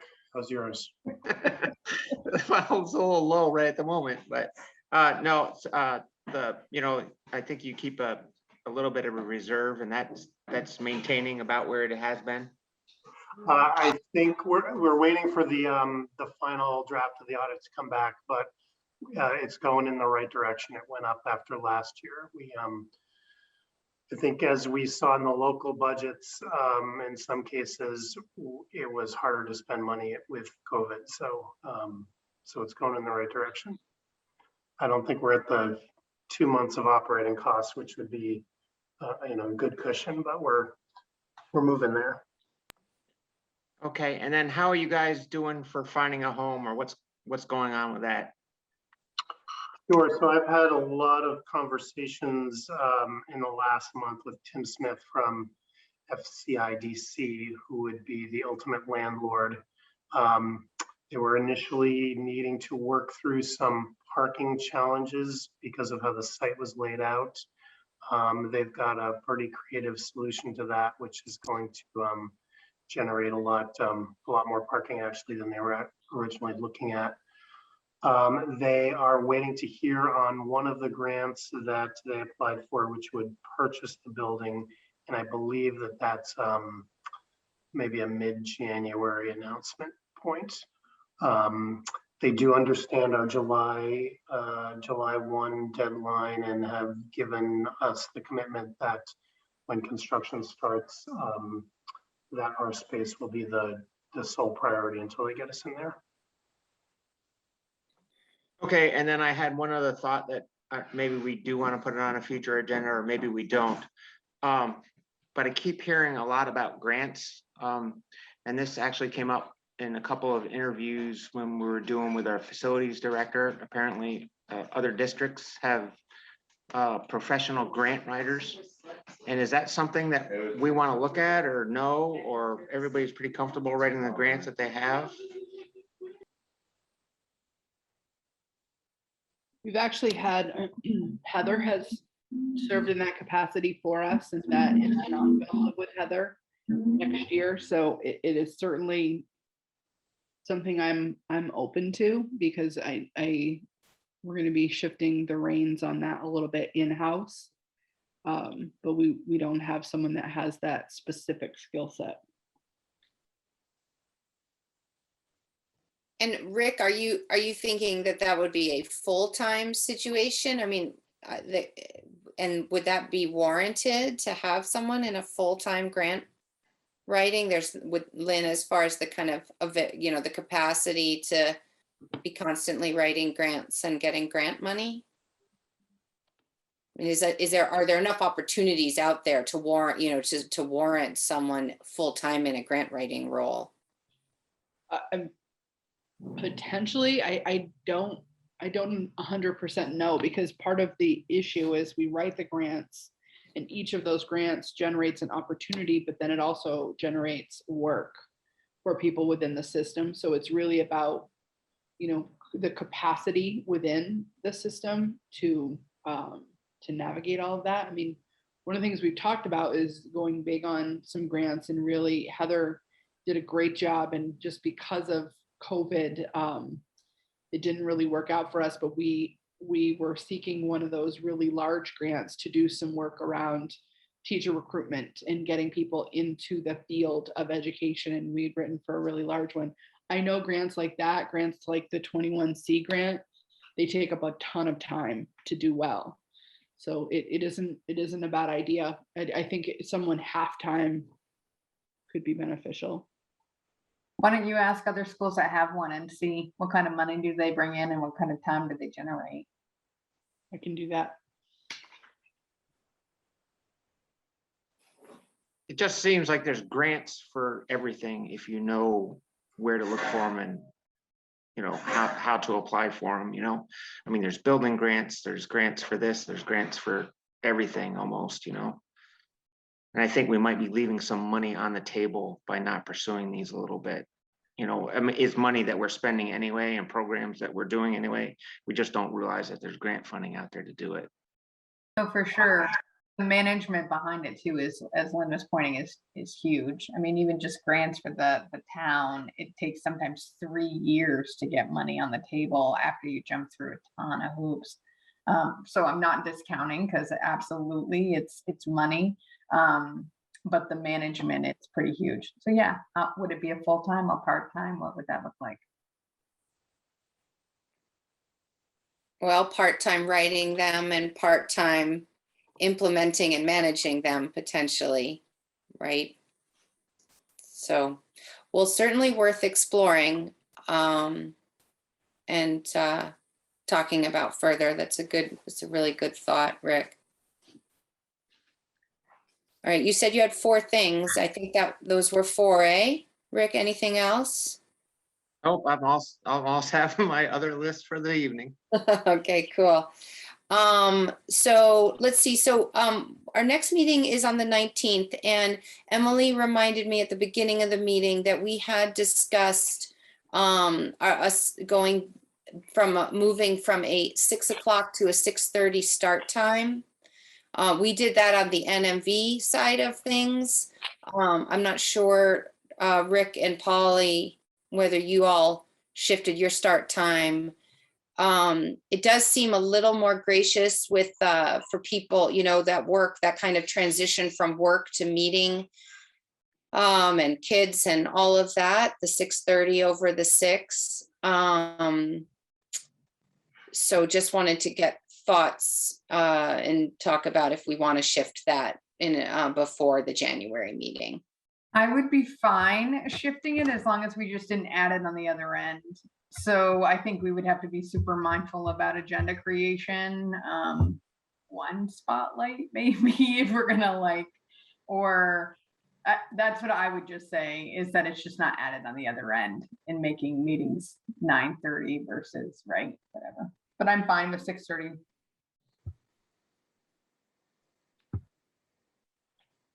Anyone else have strong feelings one way or the other?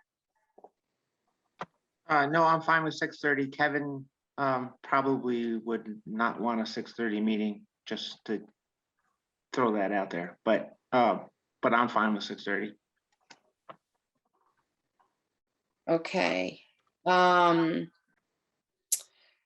mean, I don't want to make a decision that disadvantages his ability to be here, but I'm hearing from most people that that's a little more a little easier to manage. I know Emily for sure. I find too, 6 is a little bit of a tight turnaround from the transition to workday to meetings. So I like the idea of 6:30. I hear you, Polly. These meetings can sometimes run really long, so we'll just try to be mindful about the length of them, that we're not just tacking a full extra half hour maybe on the back end here. We can always revisit it if we start doing it and it feels cumbersome or unworkable to folks. So I'll make the motion that starting our January 19th meeting, our start time is 6:30. Polly? Aye. Kat? Aye. Rick? Aye. Emily? Aye. And Mary is an aye. So next up, Lynn and I were talking a little, and we feel as though it may be worthwhile to have a small subcommittee do the work on tackling the superintendent's job description, that it might be a more expeditious way to advance this project than whole board work. And so that said, I would be happy to do that. And I know Polly, you sent out the email with the job description. I mean, I don't think it's a huge undertaking if we just like commit to doing it. And I think that is going to be simpler if there are fewer of us trying to kind of, it's hard to do during a meeting because they already run so long because there's so much business to tackle, especially during budget season. Seems like a small committee could really, kind of wrap this up in pretty short order. I'd participate. Okay. Morgan, number wise, we can't have more than 3 of us, correct? Correct. Okay, so Polly, you're in. I'm in. Is there anyone else? I mean, I think Polly and I can do it, but if you have a burning desire to be a part of this, if there's anyone else who'd like to join us, of course, you're welcome. And we would be bringing it back to the board anyway, correct? Oh, yeah, That was certainly. my only question. Yeah, I'm fine with you too, and just bringing it back. Right. Oh, sorry. Yeah, of course. No, this would not be just our kind of, us kind of determining it and making the unilateral decision, but really just getting all the kind of it all flushed out, bringing it back to the board, having folks weigh in, and then we're good to go. All right. So Polly, we'll connect and we'll make it happen. All right. So Lynn, I see here the superintendent evaluation. Can you refresh my memory where we stand on that and what the need is around that? I think when you wrote my last evaluation, you recognized that the job description was quite old. So you wrote the superintendent evaluation connected to the existing job description. So I think there was some desire to bring that into the 2020s, more closely match it to some of the things that are real priorities in terms of superintendent leadership. Polly, I know that you've been a big part of that conversation. Is there anything you want to add? No, that was it. I wonder also, did we do the last evaluation around this time? I believe you might have. It was right before. Spring. I feel like it was springtime. Was it? I feel like it was spring. I felt like it was before contract negotiation, but I could be totally wrong. I could be completely wrong. As could I. So yeah, no, I think you're exactly right. We were talking about aligning it to a more updated job description. Well, so since it's kind of hand in glove here, maybe that is something that Polly and I kind of do in concert with, the job description and the evaluation. I mean, I think that we could tackle that both of those and then bring them back. As far as I think, I mean, what I'm understanding is that we want the kind of rubric for the evaluation to be reflective of the new job description because it's so antiquated. Right. So you're talking about the actual creation of the evaluation, bringing it here, and then the board would evaluate. Yes. Right. And so moving forward, we have this kind of updated evaluation, kind of rubric process that reflects the updated superintendent job description. And Lynn, that's what you're thinking of. We're not talking about that we're actually needing to do it right now. I don't believe it's that's totally up to all of you. Okay. Well, we don't want to put the cart before the horse. So this clearly needs to happen first. Let's bust this out. And then we'll take the next step as to like when we then kind of do the evaluation. Okay. So then under other, the only thing I had, and I'm going to be as brief as possible. Folks probably saw an email a few weeks back from a woman named Kate Gannon, who reached out. She's an intern at 350 Vermont, and she reached out to the SU board about a project that they have funding for donating fruit trees to address kind of food insecurity and kind of resilience in the face of kind of climate change. And they have funding not only for the actual nursery stock, but for volunteers to plant them. And she was interested. They're trying to reach out to community organizations, nursing homes, schools, specifically any communities where there is a degree of food insecurity.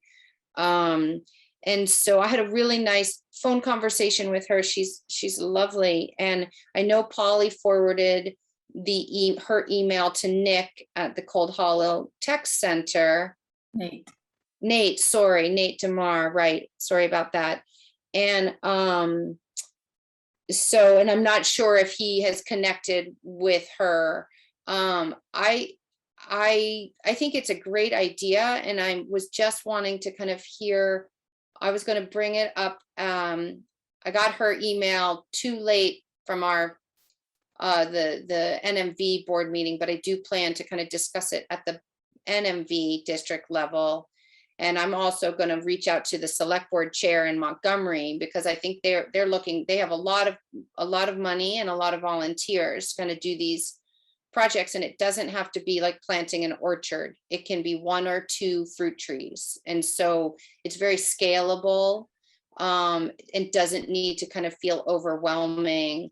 And so it seems to me maybe that would be something that we might connect with building principals around, and maybe do more at the district levels when our principals are there, because they would be on, these projects would be done on school properties, and they would need, we would want some kind of longer term buy-in from principals. And it's a great way if, I know that at Berkshire, Lenny's done so much with the garden and the raised beds, and same at Montgomery. And it's a great way to connect kids to,